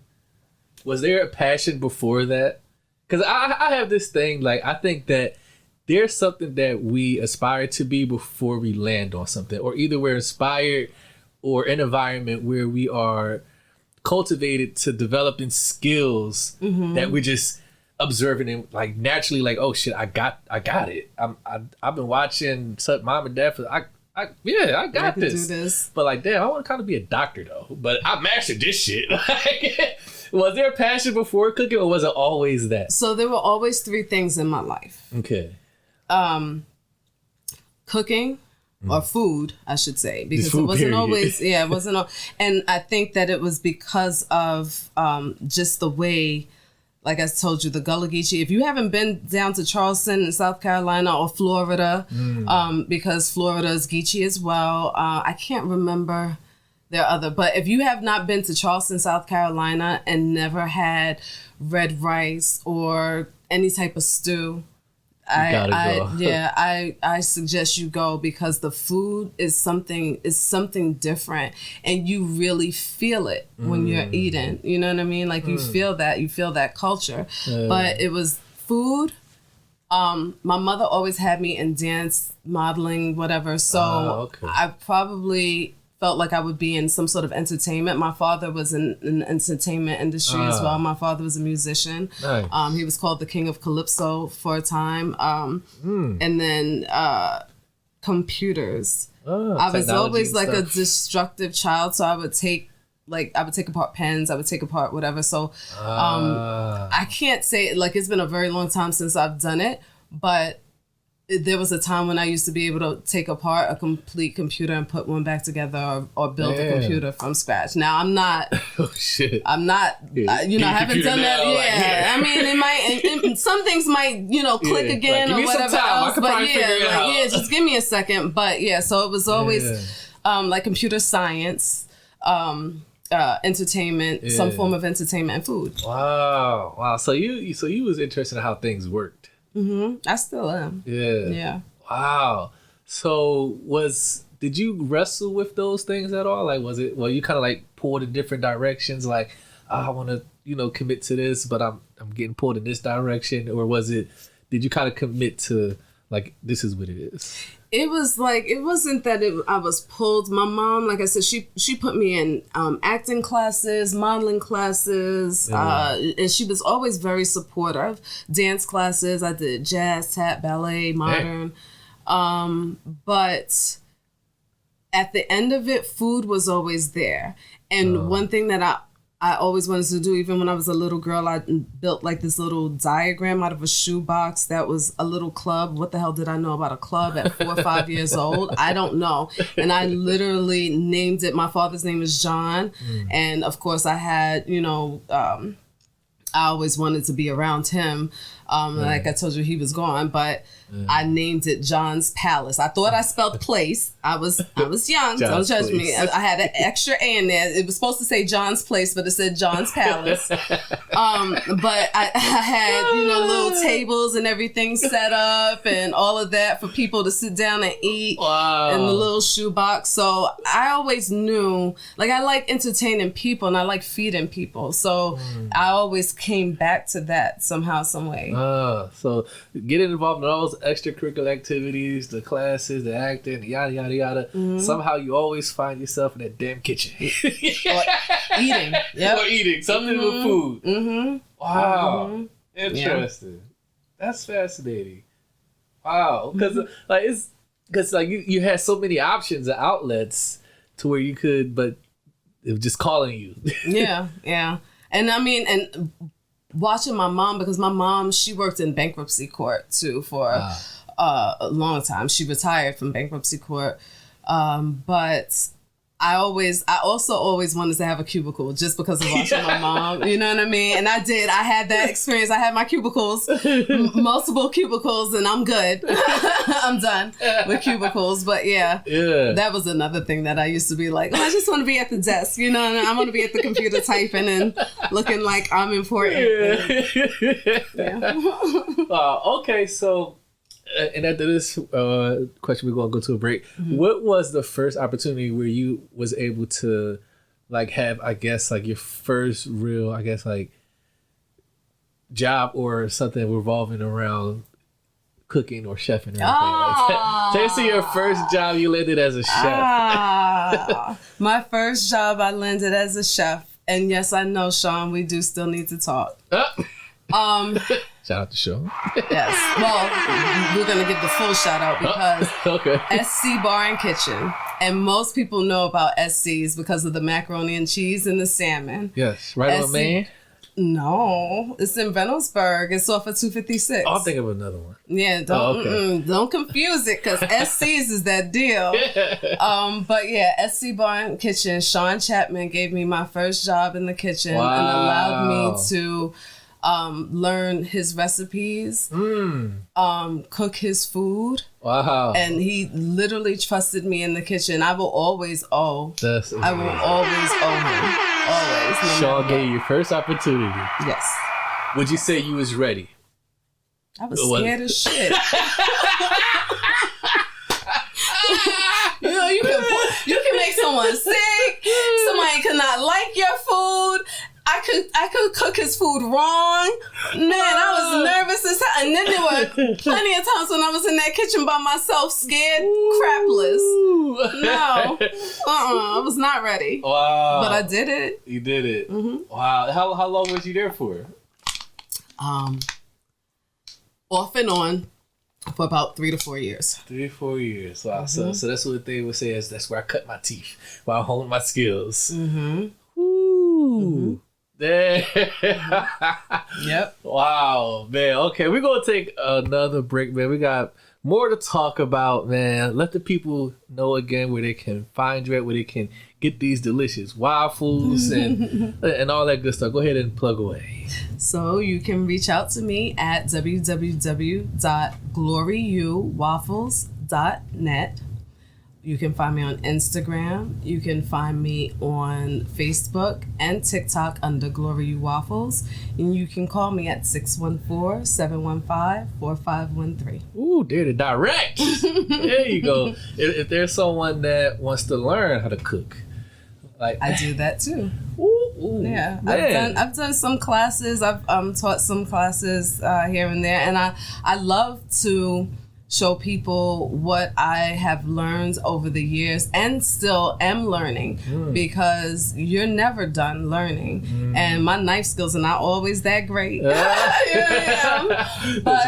it's definitely, there's always room for improvement, you know? So you can definitely reach out to me if you want to do cooking classes. Nice. I'll do virtual or in person. Hey, look at that. Options for y'all. All right, we're going to take this quick break. Again, for my artists out there, my independent artists, if you want to get your music played in rotation during the breaks of the pod, submit that to clothtalk5@gmail.com. We'll be right back right here on Cloth Talk Podcast. Don't go. I'm out here overstepping obstacles, feeling unstoppable. My baby mom tripping, a compromise ain't even possible. And all my moves logical, these dollars make sense. I can't lay with a bitch that don't pay her own rent. Investing in myself, you won't believe what I spend. And your weed ain't got a cent, you must have got it off Wish. I just bought my son his school shoes, my dog getting big on me. You can't tell me shit, I'm big homie to your big homie. Write my goals down, run 2 miles, gotta get to it. So chasing after band, shit, I'm tired, but I still do it. I gotta stay disciplined, all my love genuine. If I ever told you that, believe I really meant that shit. It's never been a question, everybody know I'm with this shit. I really came to fuck up, my niggas all witnessed it. This Northside shit, we don't complain about pain. Bitch, that's why my name Storm, I made my name in the rain. Try to crop me out the picture, put myself in the frame. And I'm really myself, I won't change for no change. I can have any bitch I want, Halle Berry in my range. And they say time is money, give me 2 minutes of fame. Watch me turn that shit into 20 in the game. Grew up loving hoes, but a nigga really more like Nas. Cause I'm really God's son, my ball's nice, but I'm not. And on any given day, it's a Sig or a Glock. Please don't play me like I'm pussy, right hand to God, you getting shot. And I don't care about the time, I don't think I'm stopping, bitch, I'm not. Bitch, I pull up with the quickness, bitch, I'm so relentless. 90s baby, Tatiana Ali still on my wish list. You would think it's Christmas, this boy is fucking gifted. I'm lifted, I'm splifted, got money, I feel splendid. Bitch said, I know you got it, why don't you ever spend shit? I told her, bitch, I'm winning, she just sitting there grinning. That's a whole 2 minutes, and I think I'm the best out. If you disagree, then pussy, you can stick your chest out, gone. All right, we back right here on Cloth Talk Podcast. Jonette is still here, hanging out with us, man. Evidence in the background. I wish I could give you that feeling. For those who are watching me YouTube, make sure y'all go grab some lovely paintings. What's the website, E? Ewillstudios.com. Ewill Studios. Get some artwork for your lovely home. And if you're in the Columbus area, you can get some food while you cop the artwork from Jonette. Get you a 2-for-1 right there.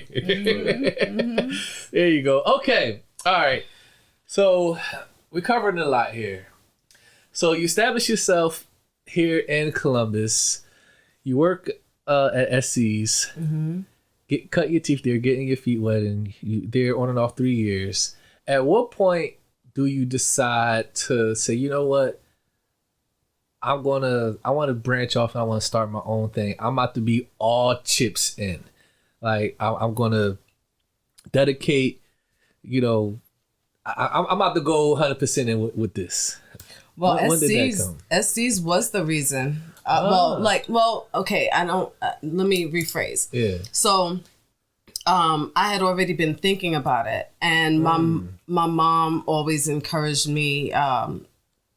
She would, say things here and there. I had several people that would always talk about me doing a food truck and different things. But for me, I knew I wasn't going to go to culinary school because it wasn't the fact that I needed to know how to cook per se. Of course, learning the shortcuts of professionals because I am a home cook. I will always call myself a home cook. That was gonna be one of my questions. Did you go to culinary school? No, I did not. My culinary school was life. Wow. So that is why I sought out working in a commercial kitchen, and I was very blessed to have that opportunity at SC's, and then from SC's, and I was still working. I actually was working at United Healthcare in the credentialing department. Oh, wow. Yeah, so I had that 9 to 5, and then I would leave, and I would work at SC's like 3 days a week, I think, 2 to 3 days a week, until finally, when my mom passed away, I had a breakdown. I mean, I'm still not necessarily recovered from that breakdown. Yeah. But I knew that I needed some sort of formal training.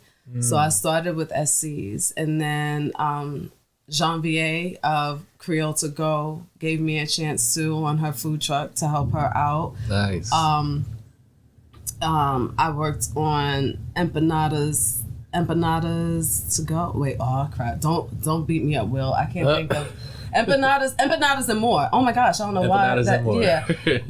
And I worked on food truck Links and Lemonade when he was still around. I worked at oh my gosh, what is it down Evan? What was Copious? I worked at Copious while that was still around. Where else did I work? Good grief. Really? Yeah, I'm talking to you, Negro. You in the background. You can help out. Anyway. I'm minding my own business. But needless to say, yeah. You bounced around. But it was because I needed Watershed. Oh my God! How could I forget Watershed? Watershed was my last before I came to Blue Note. Watershed did a lot for me too, and they still do. I shout out to Chef Matt, Aaron, Jake. All of them. Jack does the black cap hot sauce. All of the people at Watershed really helped me out as well. They gave me a little more of my polish when I talk about my knife skills and just learning about the heel of a knife and those things, the things that you would learn in culinary school. That's what Watershed did for me. Wow. So that was my culinary. Yeah, so my culinary school. So about these environments, you're just going into places you're working. You're getting like, as they would call, on the job training or real life experiences from like people who do this. You're up under them, and you're picking that up as you go along to these different places. Yeah. Wow. And that's, and Blue Note as well is, part of that journey too. So I just needed more polish. And I needed to be able to know what I'm capable of as well, working in these fast-paced restaurants, getting food out to people and understanding, just what consumers want. Yeah. You know what I mean? And then also being able to deal with when people are just not happy, because you're not going to make everybody happy. Not everybody thinks my food is good. Right. I mean, there's more people than not, but you know what I mean? So you'll have that and it happens, but yeah. How do you deal with that? Because I had I was out in Cleveland. I interviewed Chandria. Shout out to her. She's a vegan chef. Mm-hmm. She runs a vegan house out there in Cleveland. I went out there and I shot an interview with her, and I was asking her that. I was like, how do you deal with like rejection or like people say they don't like your dish and food? Because she was like, I put everything into every single dish. Mm-hmm. It gets all of me. Mm-hmm. Like love, care. I spend time, and she like, it breaks my heart if someone doesn't like it. Mm-hmm. So I'm like, as a chef, because obviously everyone's taste buds are different, or hey, I don't like that, or I don't like this type of stuff. Does that bother you if someone doesn't like your food or gave like bad review or something, or they like, yeah, I'm not really liking that one? Because I would imagine you take time to prepare your shit. You don't just slap shit together. You're like, I'm in there. I'm scratch. I'm boom, boom. I'm coming up with the recipes, ideas. I'm putting time into this, and it's people like, You're like, what the back smack the shit, man? I spent 2 fucking hours heating that fucking oven. Oh, man. Cleaning these fucking pots and pans. I'm working with this one spoon. The other 2 of them fucking broke. And you ungrateful mother. Okay, I do have my moments when I'm just like, when I get a little agitated with people. I put myself in the shoe of a chef. Yeah. You know, like, if I'm like, God, you... Yeah. How do you deal with that? Because you can't please everybody, like you said, but does that bother you? Like, damn. Like, so outside like people, not as much. It bothers me, it does. But you know what really bothers me? When I'm at home cooking dinner and my kids, you know, like I'm sitting up there slaving over whatever else, and one of them just doesn't, you know, one of them is just like, oh, what's this? Or, you know, because they have their daddy's palates. So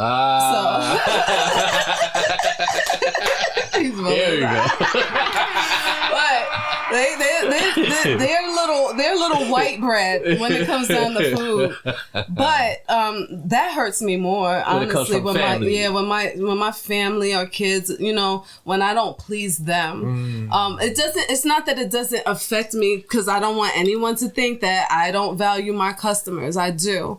I value you wholeheartedly. Yeah. But of course, you know, when your family is just like, because, you know, like at that point in time, you know, this is me. I mean, it's always me, but like now I'm at home, and you know what I'm saying? Like when I'm really feeling like, okay, this is where I honed my stuff too. There you go, right. So like now I'm at home where I thought I could cook. Right. And these Negroes are sitting up there looking at me like, it's okay, mommy.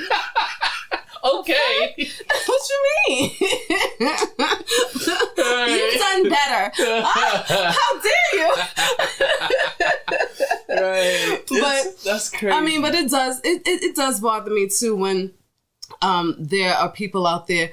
But one of the things too, I realize when it's my consumers, fortunately and sort of unfortunately, when I do my pop-ups and where I'm at, I can't always have my full menu. I always have to, and a lot of times people get upset with me too, because they're just like, oh, well, you don't have this waffle, you don't have that. Yeah. And I'm just like, well, one, realize, you see where I'm cooking out of? Like, this is a tabletop setup. Right. I mean, I got a little fryer over here, I got these waffle irons, I'm over here sweating. Like, sir, come on, you getting a whole lot from this. You know what I'm saying? Yeah. So, but I get it.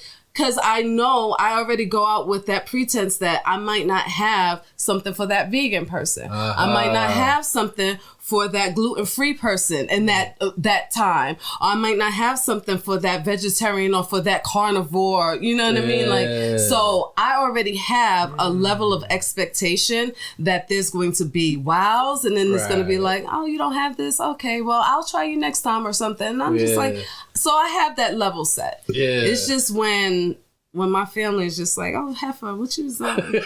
I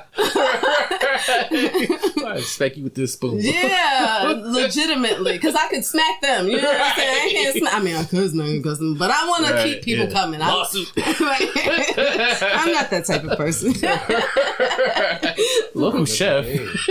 What you say? Tighten up your game. His mic is still off, right? Because in a second, this bottle's going to go across this. Okay. Okay, so how do we land on waffles? There's so many options and things that you could have, you know, made the thing. How do you say, you know what? Waffles. That's it. Shout out to Kathy. So, one brunch, Easter brunch, we were out, family friends. We did a brunch together, and honestly, I think I made cinnamon rolls at that point in time. But somehow, some way, we brought up waffles, and then you know, like I said, I always have friends encouraging me to cook or do whatever, and she was just like, "Oh, you should do a food truck." But being from New York, there's not really any places out here that have good sandwiches. Can you attest? Yeah, they call them subs. Yeah. That word was weird too. Yeah, they're like subs. Whatever. I like hoagie, man. Right. Yeah. Okay. Sorry. I've been yelling in the mic. I'm sorry. It's okay. Anyway. An hour and a half in and I'm apologizing. But anyway, so but yeah, so I could never find any real good stuff except for there's a spot. Oh my gosh, it's in German Village. It's like Old Bag or something like that. I can't Old think Bag of and it. Elves? No, not is it? No, it's no, I can't. It's in German Village though, and I think it's on Sycamore. Gosh, whatever. But they have good sandwiches. Okay. But there's a lot of places that I would go to and people would rave about these sandwiches and I'd be like, it's all right. It's okay. So I couldn't find really good sandwiches. So my friend Kathy, she was just like, well, why don't you make the waffles? She was like, you could do waffles, but make the waffle the bread. And I was just like, oh, yeah, that's a good idea. And, so we kicked it around. We talked about it. And then as I really started to give it got more traction and I really started to give it more thought. I was just like, well, I can make the waffle iron. I can make a lot of different things in a waffle iron. A waffle iron is essentially a non-stick skillet.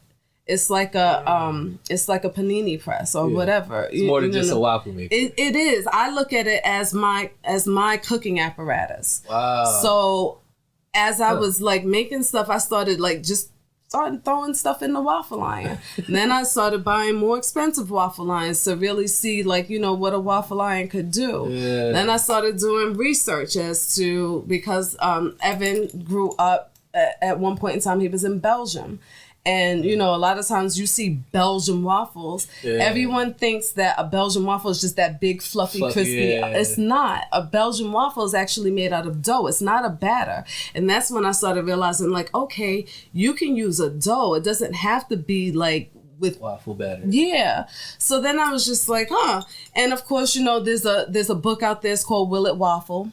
Will It Waffle. I read that book. I started making all sorts of stuff and putting it in the waffle iron. I started doing sweet things in the waffle iron. And then when I was like, okay, well, can I do a savory? What kind of savory waffle can I do? Everybody is always talking about chicken and waffles, but how can I make my chicken and waffles different? Wow. So I was like, well, when we eat chicken on a normal basis, you know what I'm saying, like that big Sunday dinner, you got macaroni and cheese, you got cornbread, you got your greens. Yeah. So I was just like, so chicken and waffles, everybody's always making this thing. How about I make a cornbread waffle? And then I put my fried chicken with it. And instead of doing syrup per se, I'll do a hot honey type syrup.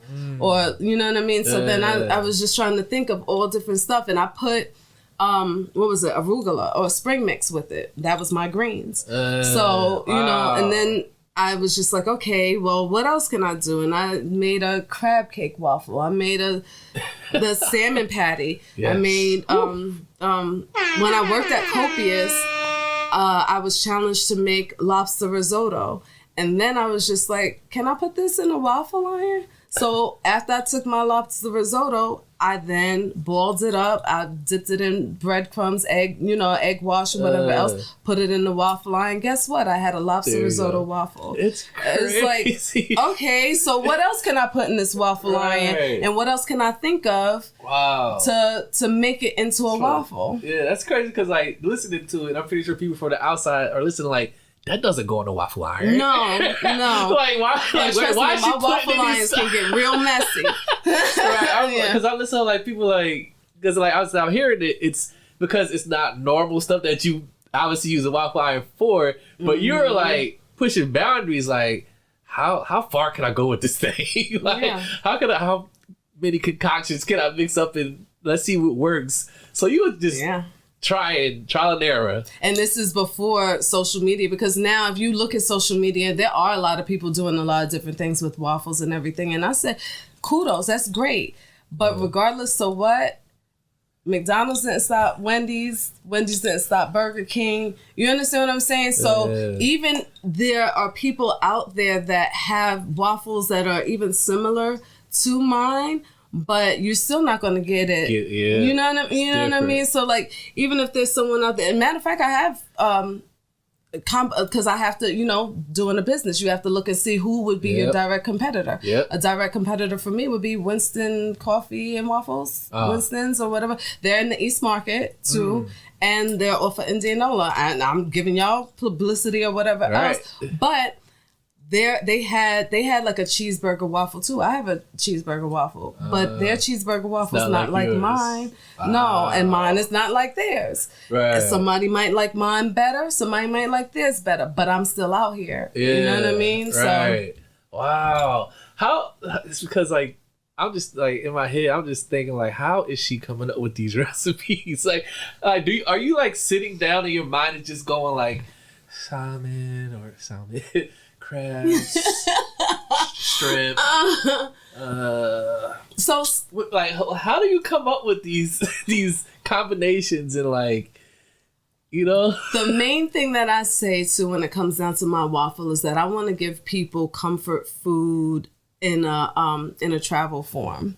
But I want you to have like a whole meal. That's why it's called Wafulz, because I want you to be full, not like uncomfortable full, but you're satisfied full. You understand what I'm saying? Yeah. So I think about what makes me satisfied, what makes me happy. What did I like when I was growing up? What didn't I like when I was growing up? What can I like try to maybe change to where I like it? I hate red velvet. Really? I hate. Hate is a strong word, and I tell my children all the time not to use this, so I'm not going to use that.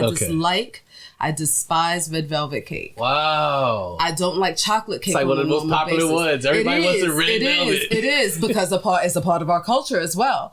Yeah. So it is. Yeah. But for me, I don't like chocolate cake. Like I love chocolate. I love candy bars, but chocolate cake, chocolate ice cream, I'm good. Wow. But everybody loves red velvet, so you gotta do what you gotta do. Yeah. So I figured out how I could adapt my recipe to where even I like it. And I do. I love my red velvet. I'm not gonna lie. Yeah. And my mother used to make this hot water chocolate cake. Hot water chocolate cake. Ooh. And when I tell you I can't stand chocolate cake, my mother was the only person that could make a chocolate cake, and I would slam on it. The only other chocolate cake that I like is German chocolate. That was our wedding cake. Wow. But besides that, you're good. I'm good. I'll pass. Yeah. Wow. Somebody comes to me with that, I'm like, yeah, it's okay. Yeah. Are there more recipes that didn't make it that we don't know about? Yeah, I'm thinking of recipes as is. I had someone, and I still have to make this at AOH, that challenged me to make a crab ragoon waffle. Oh. And I'm still going to make a crab ragoon waffle. I have not done it yet. Damn. But yeah, there's all sorts of waffles, all sorts of things that I grew up eating. Like being in New York, I love Jewish food. I love like matzo ball soup. If I could, I'll probably figure out how to make like a matzo ball waffle or something like that, or or just like even tabbouleh or grape leaves and just different things. I grew up eating so many different foods that I want someone to eat my food and think about their childhood. That's the goal. That's always my goal, to think about, and even if it's not exactly, it doesn't have to be the exact thing, but it just brings back a memory. It brings back something, or it creates even a new memory for you. But it makes you look at something different. Like, damn, I would have never. Okay, this is okay. Yeah. This is good. Yes, man. So. You almost look at it like a challenge. Like, there's nothing I can't do with this fucking. I tell everybody I can turn anything into. I pride myself on being able to turn anything into a waffle. I could probably turn you into a waffle. Oh, shit. I say that often. Wow. Yeah, man. I'm curious. Do this journey, with the entrepreneurial game, and starting your own thing and doing this. Were there ever times where you wanted to like give up? All the time. Like, fuck this shit, man. All the time. Knock the fucking skill of this shit off. All the time. Fuck this kitchen. Fuck these utensils. I am done. Yeah, I'm waiting for somebody get E-Will on the map so I can sit down somewhere. Get the meal ticket. Right, I'll make food for you if you know what I'm saying. Like, I'll become your personal chef. I'm just saying. I'll tag along. No, but no. You do have moments where you like, I'm ready to throw in the towel, man. Like, I'm done with this shit. I do. But I won't. It's a battle. Yeah, I will not. I got this tattoo on my arm. I ain't going nowhere. Right. You won't do it. Won't give up. No, I'm not going to give up. No matter depression, obstacles, whatever it is, as long as I have breath in my body, I will continue to strive for my goals. And it doesn't stop with Wafulz. Wafulz is a niche. Right. Wafulz is a way for me to get my foot into the door. I'm still working on John's Palace. Shout out to John's Palace. Yeah. And it almost seems like, you know, like when I hear you speak about your mother, you know, it seems like her impact on your life and how she raised y'all and your memories of her, it seems like that's like a big driving force for you. Like like that's one of those things that's like, I got a battery in my back. Like, and that's always going to be charged. Yep. Like, she's my battery, you know? And I think in the interview that you did with Fox 28 Live, you even mentioned that, you know, that you dedicated the whole journey. Like, I'm dedicating this to Mom Dukes, to my mom, you know? Wow. Yeah, I mean, on her deathbed, she looked at me and said, and I mean, at this point in time, sometimes I'll be waiting for her to come down there and spank me. But still don't feel real. Yeah, she, you know, she said to me, she was worried about me. She was literally dying. I mean, when they talk about death rattles and different things like that, literally dying. And your son is calling me. Okay, just throwing it out there. Okay. Anyway, he'll be you all want right. to check on him? All right. Hey. Parenting 101, everybody. Fuck them kids. I just dropped them off. What do you want now? As I talk about my mother. Oh, mercy. God. But, she looked at me, and you know, she was worried about me, and worried in what sense though? Like, I'm curious because it seemed like she did a fantastic job with you, did the best she can with you. I'm putting you know, as you're telling the story, I'm trying to think, why would she feel worried about you? Because it seemed like she got you. Because she was still my best friend. She still know, like, in everything I did in cooking, I always knew that I could go upstairs to my mom and be like, taste this. What else should I put in it? What should I do? What temperature should I cook this at? What, like, there's things that I know how to make, but I would still be like, I don't know how to do this. You know, and I would go to her.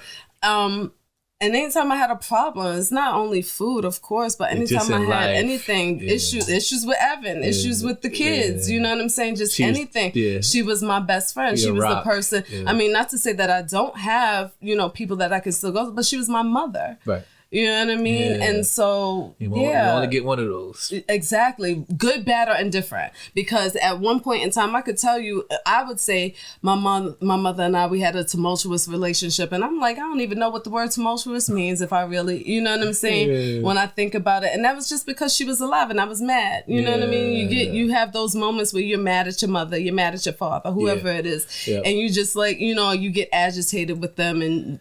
But at the end of the day, that woman is why I'm here. Literally. Yeah.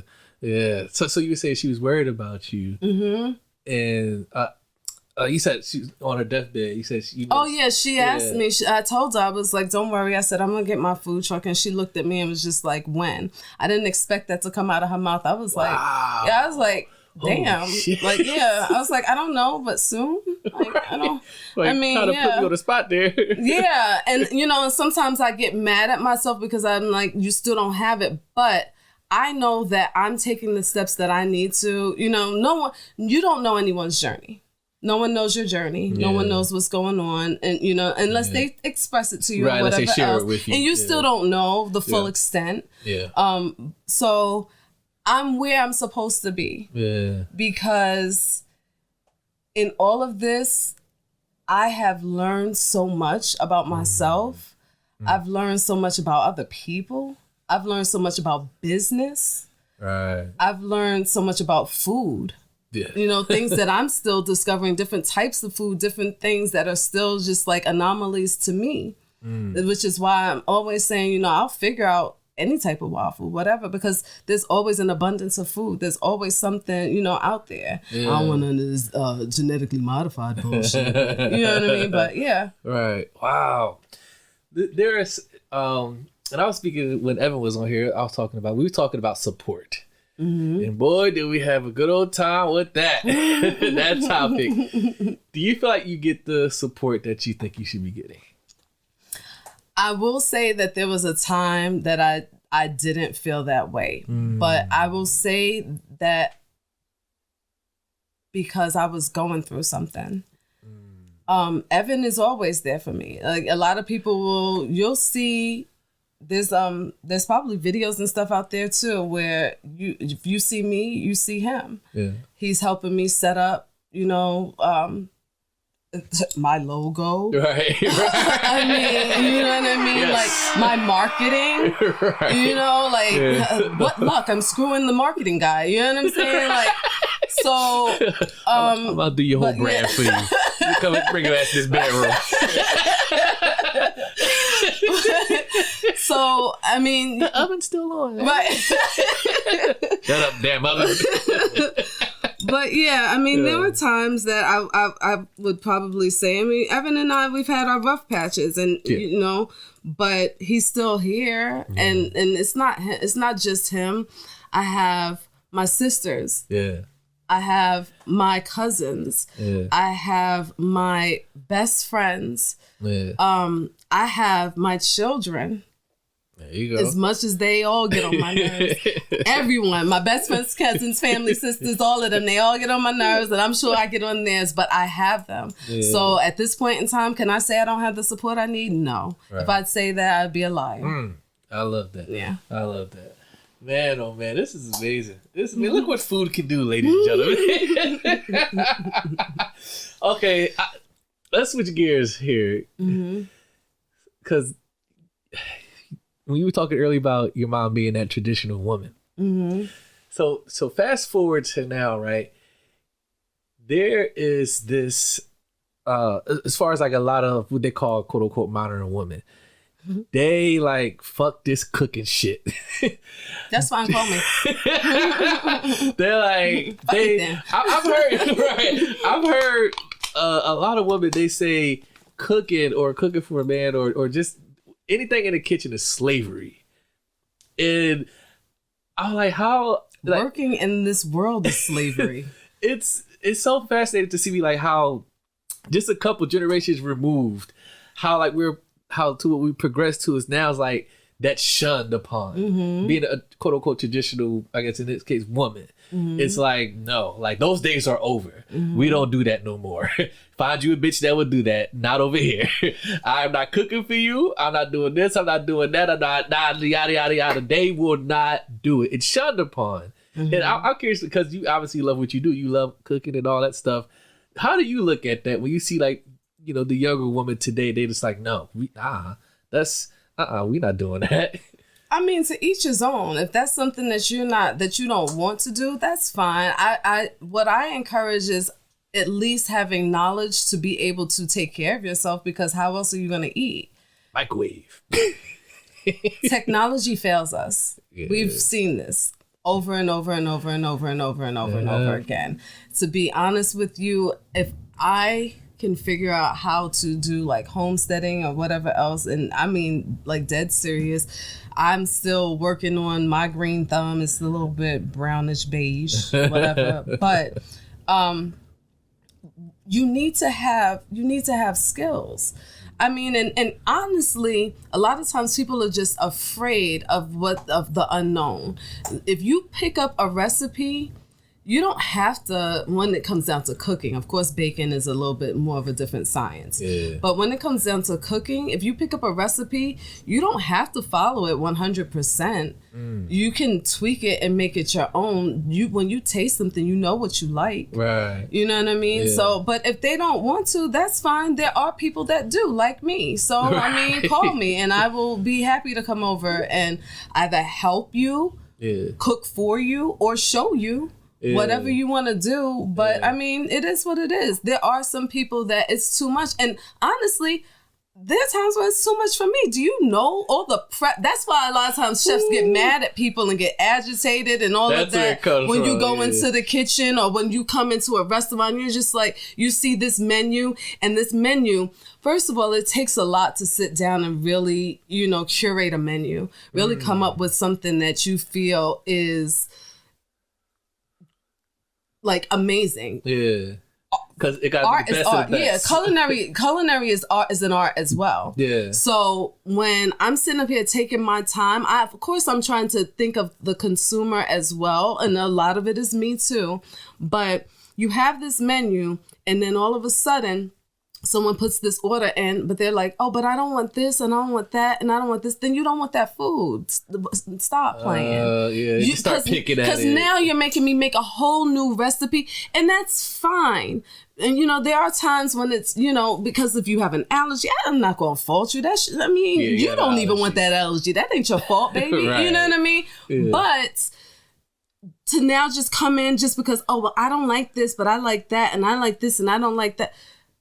Mama, go somewhere else. Right. Go somewhere else. Yeah, because you just picking that stuff because now you're just being. Yeah. Yeah. Right. I'll still feed you though. Right. I'll still feed you. Yeah. But that's the stuff that's like, come on. Yeah. A chef once told me that a chef's best friend is a good dishwasher. Mm-hmm. Amen, saints. Amen. Shout out to the dishwasher. Amen. Legitimately. He told me, and this is Chef PJ. He told me, he was like, he said, I take care of my dishwashers because without them, I have nothing. Legitimately. I can't do nothing. I tip them. I take care of them. I make sure they eat first. I make sure I keep a little. Mm-hmm. I take care of my dishwashers because I need them. Mm-hmm. And I was like, I never thought of that. Like the damn dishwasher is the most important part. Yeah, they are. They definitely they keep, because first of all too, like I can't cook if I don't got nothing clean. Right. You know what I mean? Like how am I gonna cook? I don't have nothing to cook out of. So yeah, definitely. And in Watershed, all of the cooks, we all have to take turns at the dish tank. There's no exceptions or anything like that. We had the head chefs in there, the executive chefs in the dish tank. The dish tank is serious. It starts all right there. It's serious. Man, it's interesting because when I think about it, like there's two things in this world that bring people together. Food and music. Mm-hmm. Wherever you hear music, you best believe there's food there. Mm-hmm. Wherever you see food, best believe there's a DJ in the corner set up somewhere. Mm-hmm. If we look at the barbecue functions, food, music. Yeah. Those two things bring community together. And like, I'm curious, like for you, like, does that bring joy to you? Like when you are like seeing people come up and they're, elated to, try your food and the reaction is what you want and they're happy and they're like, damn, that was so good. Like, is that like satisfaction for you? Like, does that like put a smile inside? Like, man, like, I'm glad that I can contribute that. Like I'm doing my part. I'm what I call a helicopter chef. You know, they say the helicopter moms and all that other stuff. And you're lucky that I didn't do it to you to a certain extent, but I was sort of behind this mic and I'm just sitting here. But I'd be like this when someone's eating my food, like, so what it, so, you like it? Is it good? Tell me what you gonna eat that? Like, what do you, yes. I want the inside scoop, tell me. Yes. Yeah. And you'll have like a tiny bite and be like, damn, like back off me, like give me a second. I am that person. You want to know immediately. Mm-hmm. Oh. And I want honest feedback. I can't stand when someone's just like, oh no, yeah, give me honest, because like you said, you know, you can't please everybody, but you can come pretty damn close if you have honest feedback. Right. And the only way for me to do that is for people to be like, oh yeah, you know, well, maybe this was a little bit whatever. Now, am I going to necessarily believe everything that I hear? No, because there's haters and stuff out there. So you have to have discernment still. Yeah. But of course you want to hear that and you want honest feedback. You don't want the bullshit. Yeah. Yeah. Because if everyone's telling you, that was the bomb, like, now you're going to be like, okay, well, you thinking everything is the bomb, and then you trying to sell it to like this multi-million-dollar company, and they like, oh, this is shit. Right. What? Everybody told me it was the bomb. Right. They lied. Right. We're sorry you made your way all the way over here to be shut down, but that ain't it. Oh, okay. So while they're down here, I got a couple of this or that's for you. So, did I play this with you, Evan? I'm going to turn your mic back on so you can just answer that. I'm back. You back. Did we do this or that with you here? Or did we do a guess quest bowl? I think we did both. You did both with him, I think. We did both? Honestly. We did this or that, and then we did the question bowl. We did? Okay. All right. So, I guess we'll do both. We'll do both with you. All right, your mic's back off. Go watch the episode, whatever there, everybody. Great episode. Okay. All right. So, a couple of this or that's we'll do a guess quest bowl. So, you got to pick one or the other. See how well she does with this. Let's see. Here we go. This is a test. All right. This or that. Here's the first one. One or the other. Feed 5,000 homeless people. Or teach 5,000 9-to-5 people how to cook. Jesus. Oh, yes. You got her thinking. So clearly I'm like on the fence with this, but I would say teach. Ooh. Because we don't know what those people who I'm teaching, what their intentions are. And I could feed 5,000, but if I teach 5,000, what if they all teach 5,000? So you're looking at this can multiply. Okay, so you're going with teach 5,000 people how to cook. Okay, all right. Shout out to that. Got another one for you. Cook a private meal for Oprah and her dinner guests. Oprah contacts you personally. Said, listen, I done seen your amazing waffles in her voice. I hate you for that. Your you get a waffle. You get a waffle. Right. You get a waffle. Okay, sorry. Your waffles are amazing. Oh my God. I gotta bring you out, Jonette. She cook a private dinner for Oprah and her guests. Or cater on a movie set directed by Spike Lee. So you're feeding his cast on a movie set. I'm catering for Spike Lee. I have my own seated issues with Oprah. Shots at Oprah. Do you care to enlighten us why you dislike Oprah? So honestly, it started from when I was a little girl. I wrote to Oprah. Yep, I wrote to Oprah when I was trying to find my daddy.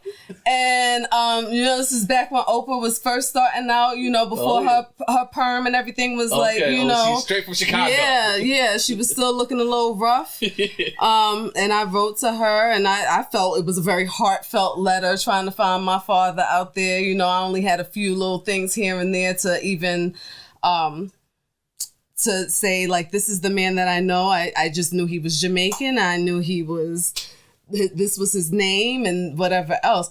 All of that was lies, by the way. All the information you got was the information, false? but the information he gave my mama too was clearly false or something. Yeah, because who is this man? Jesus Christ. Yeah. Oh, I found out more recently, but I digress. God, he's still great on paper and all that other stuff. But yeah, so that was my issue with Oprah. So yeah, needless to say, she ain't helped me find my daddy. It's personal. It's personal. Gunshots for Oprah. Personal.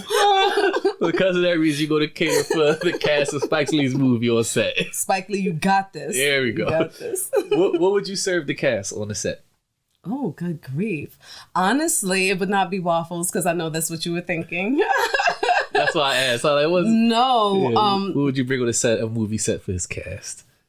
Oh my goodness. I think it would depend on what movie he was shooting because I like a lot of times when I'm doing something or cooking, I like to do a little bit of research of what's happening around me and then incorporate those types of things into my menu if I can. Or you know what I'm saying? Okay.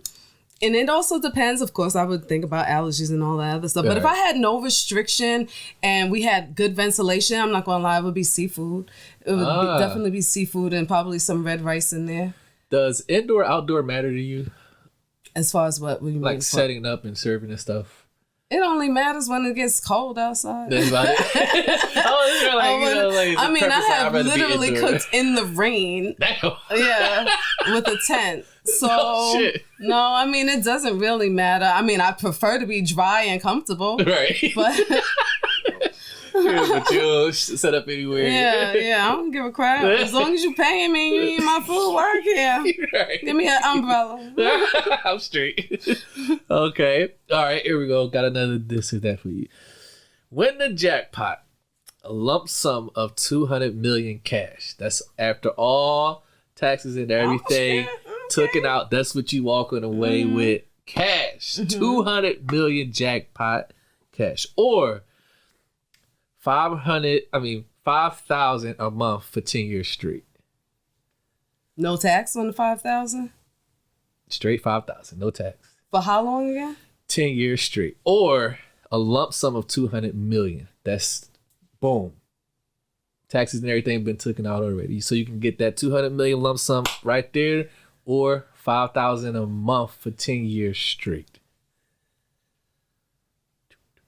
I need discipline, so I need the $5,000 a month.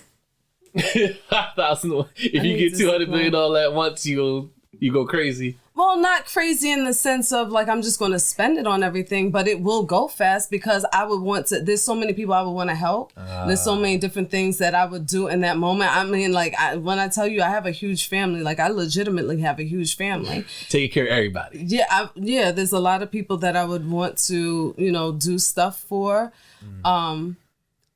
And it's not to say that I wouldn't have money left over because, but it's just, it seems so much better when you have a little bit more control, money coming in, that, that little flow. Right. I'd rather that. I don't want it all in one lump sum. $5,000 a month for 10 years straight. I'm a B girl. Everything is B. Option B, please. Option B. You don't need top shelf all the time. I like it. All right. One more for you. Take a blank random envelope from Gordon Ramsay. He just walks up to you out of nowhere, reaches to his back pocket, blank envelope, and extends his arm to you. But if you take it, you can't do that option. So it's that, and you're waiting. So you have that option, or take over Rachel Ray's cooking show. Oh, Gordon Ramsay. Maybe I'm not a big girl. I want to see what he's giving me. He wants to use an envelope. I'm nosy. The blank envelope was in there. And it's Gordon Ramsay. Like you coming to me? I love it. I mean, don't get me wrong. I like TV Rachel Ray, but she got guilt by association. Oprah. Fuck her. But you gonna take over her show? No, fuck her. You don't want to take over her show? Oprah. Oh shit! It gets hit by association. Oh my god. Okay. All right. So if you can see right there behind the TV, there's a red bowl. Go ahead and grab that. Okay. All right, so let me set this up for the people who are listening. It's Red Bull. Yep. So those who are watching on YouTube, I'm trying to do a play-by-play for y'all. Right now, we're going to play Guest to Guest Quest Bowl. Shout out to FDZ Graffiti for helping me name the title of this segment of the show. Okay. That's Felicia, right? Okay. Yep. Shout out to Felicia. She helped me title this segment when she was on here. All right, so what this is Each guest that comes on the show, and listeners, y'all can submit questions to clothtalk5@gmail.com. Each guest that sits in that seat or that seat, they submit random questions for the next guest to answer in that bowl. Mm-hmm. So there could be God knows what. Yes, I forgot what type of question Evan got it. I think you had a okay. This was sort of whack, I think. Or not whack, but not whack, but they were. Yeah. I'm hoping that mine is that safe, even kill. Yeah, that's what I mean. Yeah. Safe. Yeah, safe I want mine to be even kill too. Okay, you want to be right in the middle. So you can get anything. There's all types. So give those a quick shuffle. You can do as many as you want. You can do 1, 2, 3, however many you want to do. Let's see what the first question brings, and then we'll determine how many I do. Read it out loud and answer honestly for the people. Oh my gosh, y'all set me up. Y'all trying to get me canceled before I'm for real even out there. Jesus. Woo. Do you think that people are born gay?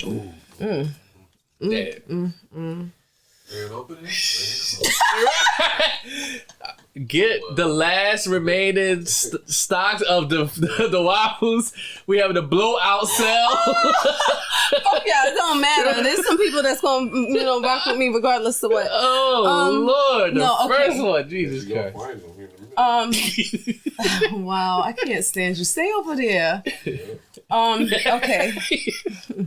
Do I think people are born gay? Wow. No, honestly, I do not. I think it's a choice. I think that.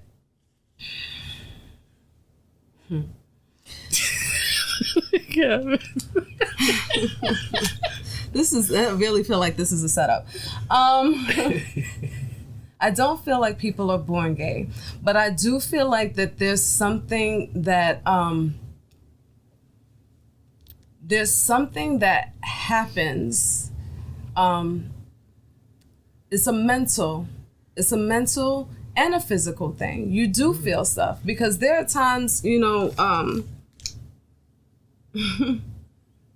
are times that I've questioned and wondered about my own sexuality. But so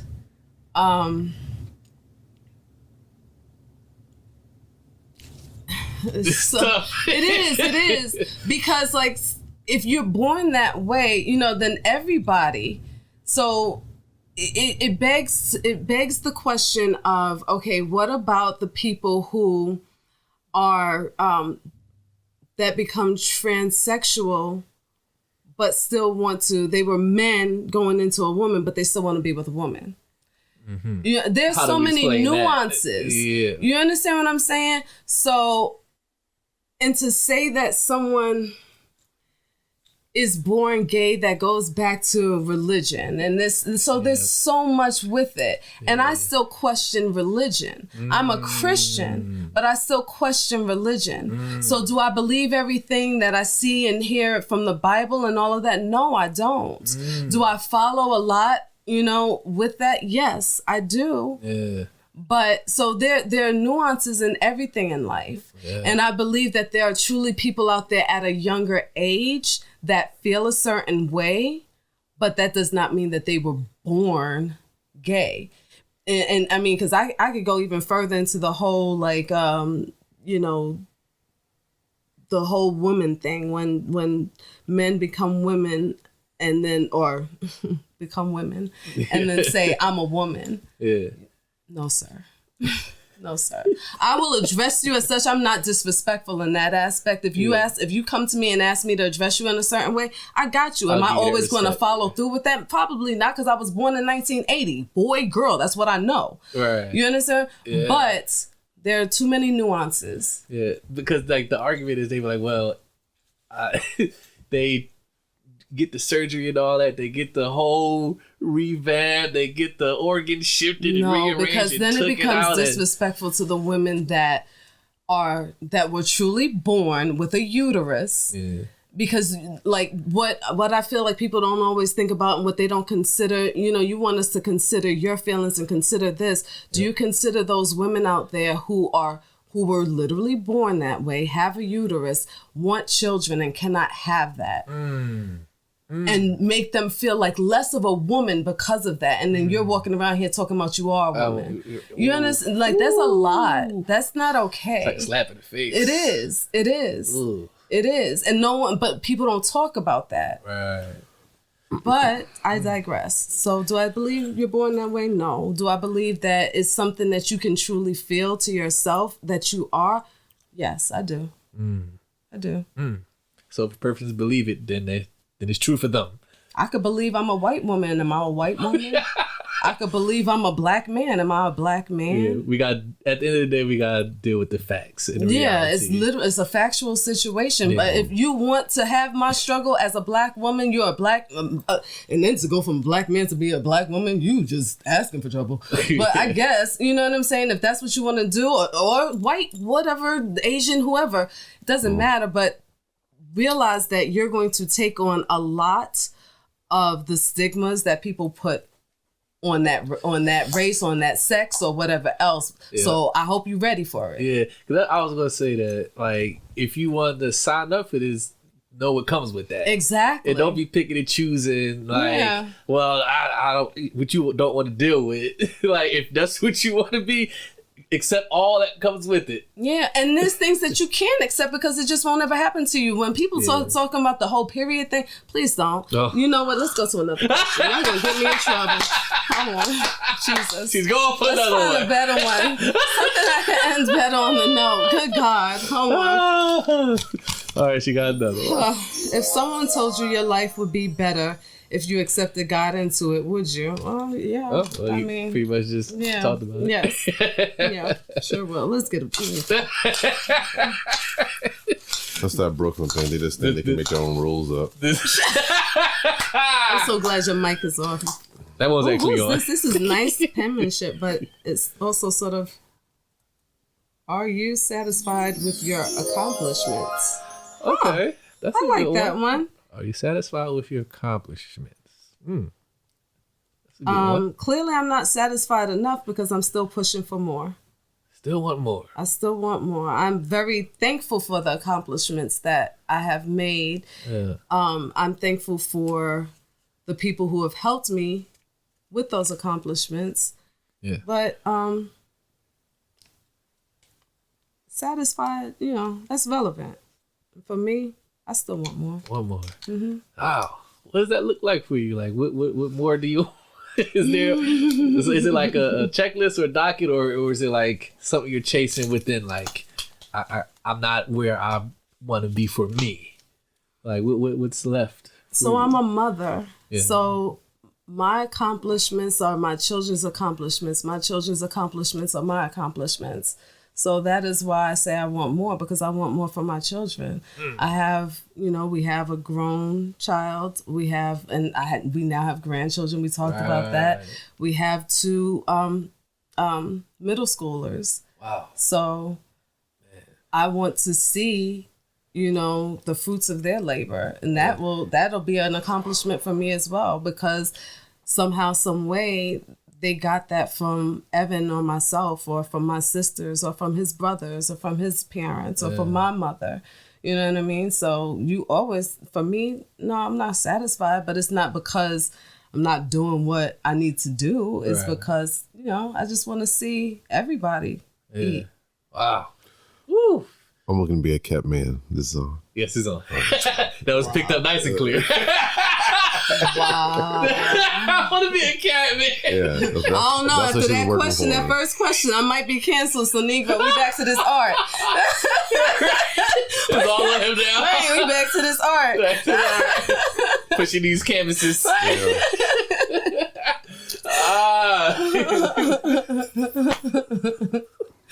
Man, oh man.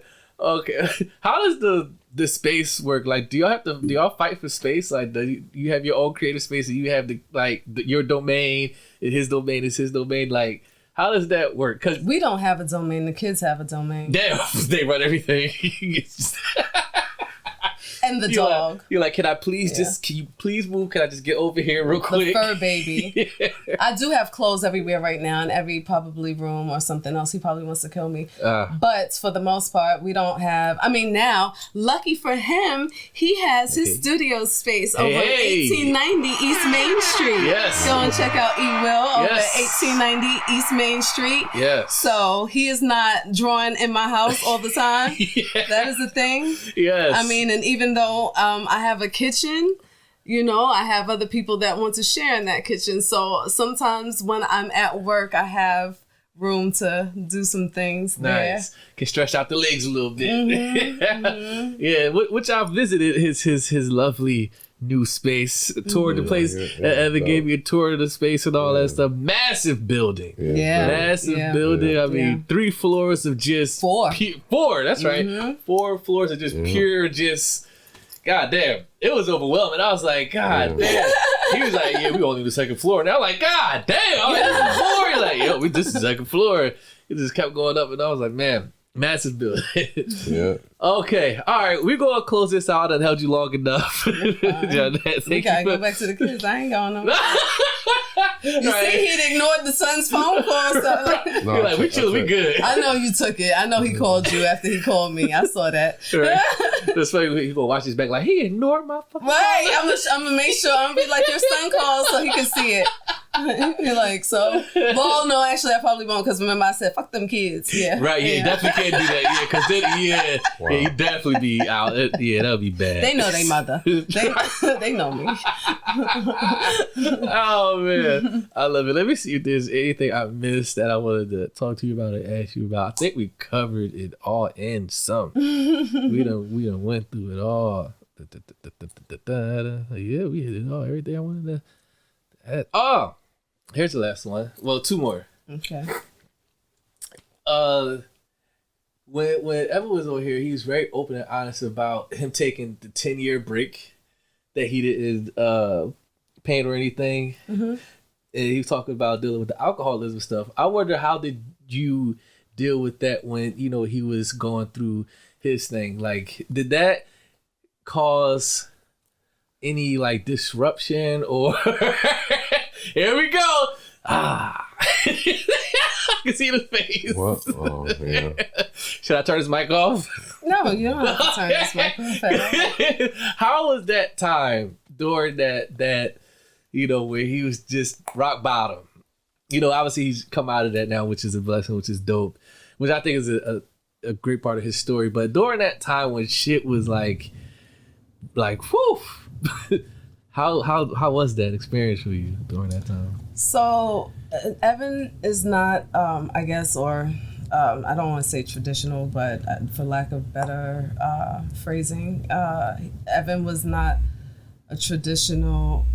Look at you! Come on, man. Get your life together. You can do it. Almost, maybe. There we go. Good grief! Whew. Ah, shit! Just unplug it. Oh, shit! I didn't do it. Just unplug it. Okay. There we go. All right, that's good. Whew. All right. Yes. So, that was not traditional. Yeah. Is this true? Would you like to rebuttal? Are you traditional? Are you a traditional man? Well, I didn't get a chance. Yeah, I didn't. Well, that's not what I was going to say. He's not I guess what is the tradition? Yeah, traditional alcoholic, I guess, type deal. He was he was what you would call a functioning alcoholic. So it's not, we never had any issues to where he was just out drinking and not working and, we were screwed in that aspect. Just completely off the fucking rails. Yeah. It wasn't like that. But what it was is that it took even a little bit for me to even recognize the fact that he was suffering from alcoholism because he was functioning. And I'm out kicking it, drinking with him and everything else. And, we're doing whatever. We met at Adobe Gillis drinking. You know what I mean? It was never... So... It took some years, I think, for both of us to even recognize, what he was. And he would say things, occasionally, like, I'm a functioning alcoholic and stuff. But it was almost like nonchalant. You know what I mean? It was like he was saying the words, but there were no meaning behind the words. Right. But it was true. Yeah. So it didn't cause issues until we were faced with each other. Even though we are not empty nesters, there's a huge gap between our children. Right. 15 and 16 years. Our youngest is 11 and our middle is going to be 13 this year. And then our oldest, like I said, is 27. Right. Yeah, it is. So there's a huge gap. Wow. And then my mother lived with us. My mother passed away. So we were like faced with each other. Yeah. There was always something, and you know, our oldest, the babies were there, but our oldest was, you know, active, but she was away at college. So it was just like, you know, it got to the point where he lost some friends as well.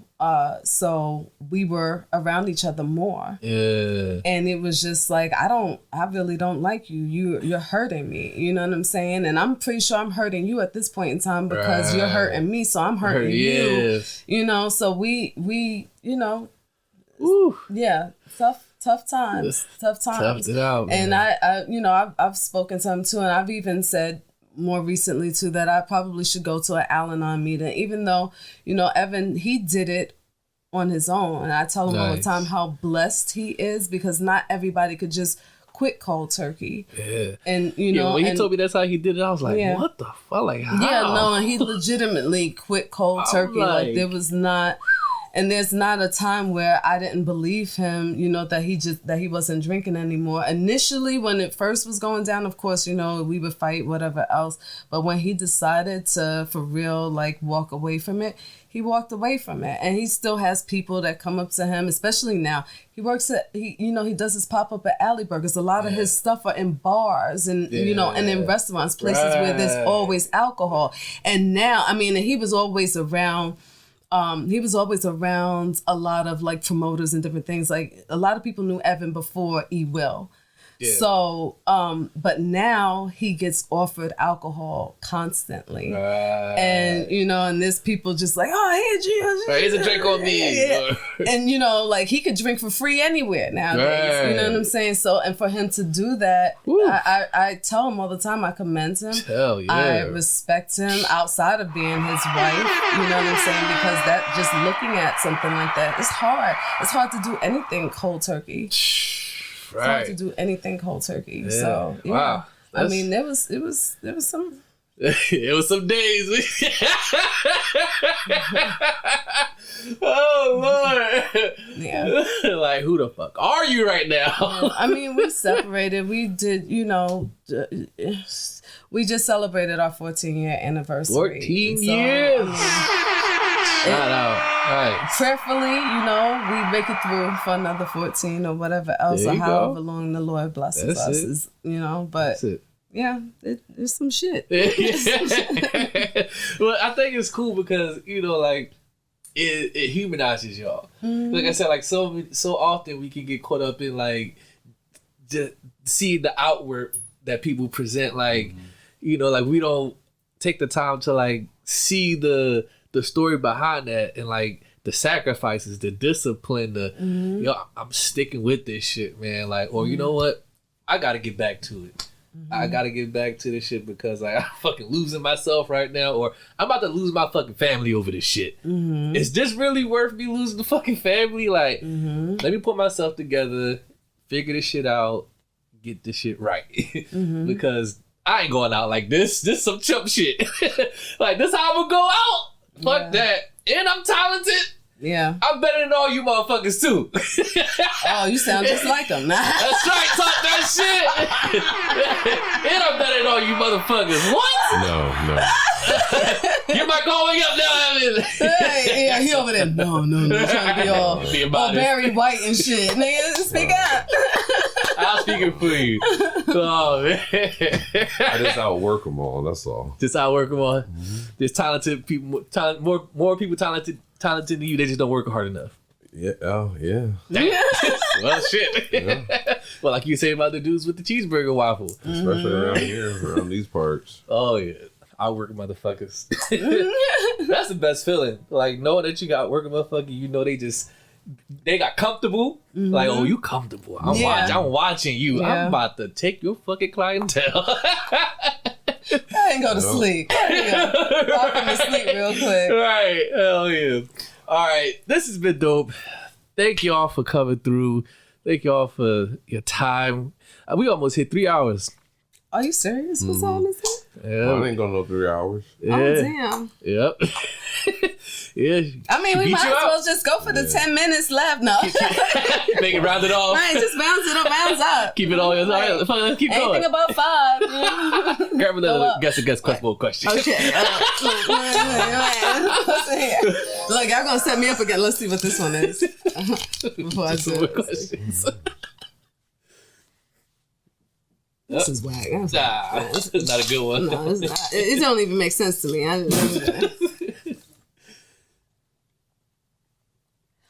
Ooh, spend a day with Prince or Michael Jackson. Ah.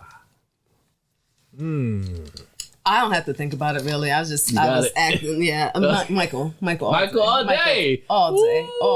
Michael over I am Prince. definitely yes. Because I mean, as much as I love Prince, don't get me wrong, I definitively do, but I feel for Michael because honestly, I'm one of the people who, I don't believe that he did. You know, all like of the allegations, all of the things. I feel like Michael was so in love with children, period, just because of how he was brung up. Now, of course, you know, it's just my opinion. It's not, you know, factual. Yeah. But for me, he just never, not to say you can tell what a pedophile, because I hate when people say, you know what I'm saying? Like, but he seemed so pure in his intention with people and with children. And I think that he was so in love with kids because he didn't have that normalcy. And for him, it was just something to admire and adore and worship. And maybe it looks sick to people. You know what I mean? There are times right now when I could say I lay up with my kids. You know what I'm saying? My children are like damn near my height, same size, and they're, except for the oldest, which is so funny. Sorry, Maxie. But like the 2 younger ones, they always try to compare themselves to how tall they are to myself and Evan. And they are taller than their older sister. Wow. And they are almost eye to eye with me. Damn. And I will still cuddle with my babies. Matter of fact, the irony of this real quick. We went to Georgia for my youngest's birthday this year. And like I told you, she's like the same height as me. Our trip back, flying back, we got sort of split up. We were catty corner from each other. And both of us were in the middle seat. Madeline is 11. She's standing there holding, like hugging her Stitch doll from Lilo and Stitch. And, you know, when she realized that she couldn't sit next to me, she started breaking down and people are looking around and all, you know, like looking like, yo, what the heck is wrong? Right. And so I verbally said out loud, she's 11. So, you know, I get it. Not everybody wants to get up and move and switch their seats. Can we do something to accommodate? And we still didn't wind up sitting together, but I made it clear that she was still an adolescent. You know, just because she's tall and she don't look like, you know, got a little body on her. She's still a baby. Yeah, she's 11. You know, exactly. Like, so chill out with that or whatever. Right. But yeah. So, I mean, there's times when people don't realize that kids are kids and, you know, and I think that that's what happened with Michael, that he was just so enamored by it that unfortunately it was to his detriment. Yeah. It looked from the outside looking and to people it looked abnormal, weird, creepy. Like, why are you inviting kids over to Neverland Ranch? And I I hate when people don't always ask about the parents, because why are these children, why are the parents allowing their children to go to Neverland? Yeah, that's my thing. You understand what I'm saying? How about we ask the parents this question? Why aren't you there with them? Yeah, because what's happening? Because I know one thing, if my daughter, if I was sending David, Madeline, or Maxine to Neverland, bet I'd be skipping right there. I tell you, I'd go right to Michael. Can I come too? Right. I look 5. Right. Same shit with the R. Kelly situation. Oh no, that nigga did it. Lord have mercy. Get y'all last order of these wonderful waffles right here. Yeah, they're like half off. That's right, half off. I highly recommend. I still play R. Kelly's music though, but that Negro did it. All right, okay, I'm done. Y'all gonna get me canceled. All right, let's go. It's time to leave, right? All right, we just spent our rounded time. it out. Right. Come get some waffles. Right, how you recommend the big catch? Right. Don't worry about my beliefs. My food is good. There we go. Man, here's the question. Have you ever went back to Brooklyn, like set up and, did business out there? Yeah, I do. Nice. Actually, okay. I did. I've done a couple of different things in New York. I want to do more. Yeah. Clearly as I'm able to really 100% focus on Glorieux Wafulz, I will do more. But, in the meantime, whenever I can pop up there, I definitely do and will. Yeah. But yeah. Yeah, because do you think they feel like you turned your back on them? Like, oh, she done left and she thinks she better than us now. She done started her business out there. Mm-mm. She gonna forget about us. No, you can take the girl from Brooklyn, but you can never take the Brooklyn out of the girl. Woo! And every time I go home, I mean, a lot of people too say my accent is still pretty thick or whatever. I mean, it depends on the day. Sometimes I literally go home just to re-up because I want to be around my sisters so that I sound, you know what I mean? Like, and my besties, so like, but yeah, no. Yeah. No, they would never think that because I'll always rep Brooklyn to the day I die. You'll never claim that you're a Ohioan. Hell no. Okay, you know what? Before we end this is because now I feel like I'm being disrespectful. Yeah. I love Ohio. Ohio has been my home literally for half my life. I can legitimately say I've spent half my life in New York and half my life in Ohio. Mm-hmm. And for everything that I wanted when I moved to Ohio, I have gotten that and then some. Ohio is a great place to raise children. It really, truly is. It's a great place for like family. Is it a great place cultural wise? Not necessarily. Right. No, we're not really getting any like Broadway and the things that I'm used to. So that's why I give Columbus such a little bit of a hard kick. And like I said, I experienced racism here first. But at the same time, I experienced 20-some-odd-year-old Jonette growing up to 40-some-odd-year-old Jonette. Yeah. And Ohio has helped to raise me. Yeah. So I will always have love and respect for Ohio. But I'm from Brooklyn. We got it all the way out. Yeah. Final question and we're going to wrap it up. What is the biggest misconception about Jonette Williams? That I'm bougie or like stuck up or whatever else. People think you stuck up? Yeah, or yeah, I'm not. That'll be the biggest misconception about you. I'm approachable. I guess I have. Sometimes I have resting bitch face or whatever else, or I don't know what that looks like. But like I said, my face betrays me sometimes. But I'm approachable. I'm pretty down to earth, I think. Yeah. But not everybody feels that way. Bougie and biggest misconception. My best friend Monty would not say I was bougie. Oh man! Did you clear your throat on purpose? Because I'm gonna make sure she hears that clearing of the throat. I'm take one of no one. So. All right, we're gonna close it out. Jonette, let the lovely people know again where they can get the blowout sale, the finals and You're still canceling me out. Oh my gosh. I think this is actually going to make people fuck with you more. Okay, good. I hope so. Yeah, come fuck with me. But to come fuck with me, you'd have to reach me at www.glorieuxwafulz.net. Glorieux Wafulz on Instagram, Facebook, and TikTok, as well as 614-715-4513. Woo, there it is. Any announcements that you want to announce, like any pop-ups, things that people can catch you out for people locally here in Columbus if they want to come swing by, catch you at an event or something, anything on the docket? So I just did an event at IKEA, but Nice. So I may, and Carlton's probably going to kill me too because I'm having this conversation. I don't know. I probably will talk to him prior to that. But I may be doing Black Excellence this year. I did it last year. I was still going through back and forth. Evan's giving me the eye because of the fact, well, your daughter keeps coming at me. Anyway, I digress.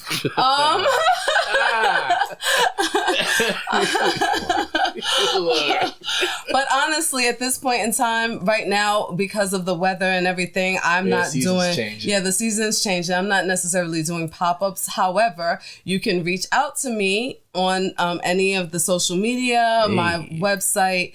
If you want to do private events, I am more than willing. I'm more than capable, and I am more than excited to work with you. Yeah. You can come to the Blue Note. We do not have the waffles on the menu anymore. We are not doing brunch at this time. But the food at Blue Note is amazing. The food at Blue Note is really good. Yes. And you just never know when I might pop, one of my waffles on the menu. So just keep following me and look out for me. I know sometimes my social media is not always up to date. But again, hit me up at 614-715-4513. I got you. I got you. Boom. Evan, while you're here, if people want to cop some painting, don't nobody want to get none of that art. If they want to get some merch, some logos done, all that good stuff, get their branding right. Done right. Yeah, as y'all can see, we got a model right here. logos, and all the. Oh, this is Roa. Actually, that's not him. Roa did this. Did you interview Roa? I'm sorry. I'm getting off topic. I gotta get him on here now. Roa did my test. You told me about him, didn't you? Yeah. You sent me. Roa's super cool. Yeah. Go ahead, plug away and sit you here. And the mic is right by there. Oh, okay. Instagram, you can get me at @ewill_studio_art. Yep. Facebook is just going to be ewill studios with an S, and then you can go to my website ewillstudio.com, or you can come to the building, 1890 East Main Street, third floor. Holler at me. Oh, there you go. Boom. Yeah. Better than all y'all motherfuckers. I was saying for them. Or you can give me a Black Arts Plus, Shadowbox. Yep. Oh, Shadowbox. Yeah. They everywhere, man. Marlowe's. Woo. Go. Woo. Alley Burger on Wednesday. There we go. All right. This has been another episode of Cloth Talk Podcast. If you fuck with this episode, make sure you go ahead, like, subscribe, comment, share. More importantly, follow Jonette, man. Go ahead and tap in with her, man. Dope things going out. The food is great. I got a mission to try everything on here, but first and foremost, I got to get that cheesesteak one. Yeah, I got to make him a Philly cheesesteak. I do a Philly cheesesteak waffle, y'all. I need his opinion on it. So that's the next one he's going to taste. Yes, I'm going to bring my camera with me. We'll do a review. There we go. Yes, I like. Post it up. Oh, yeah. Got food, will travel. Yes. Yes, exactly. There we go. Subscribe, like, share, comment. We out. Peace.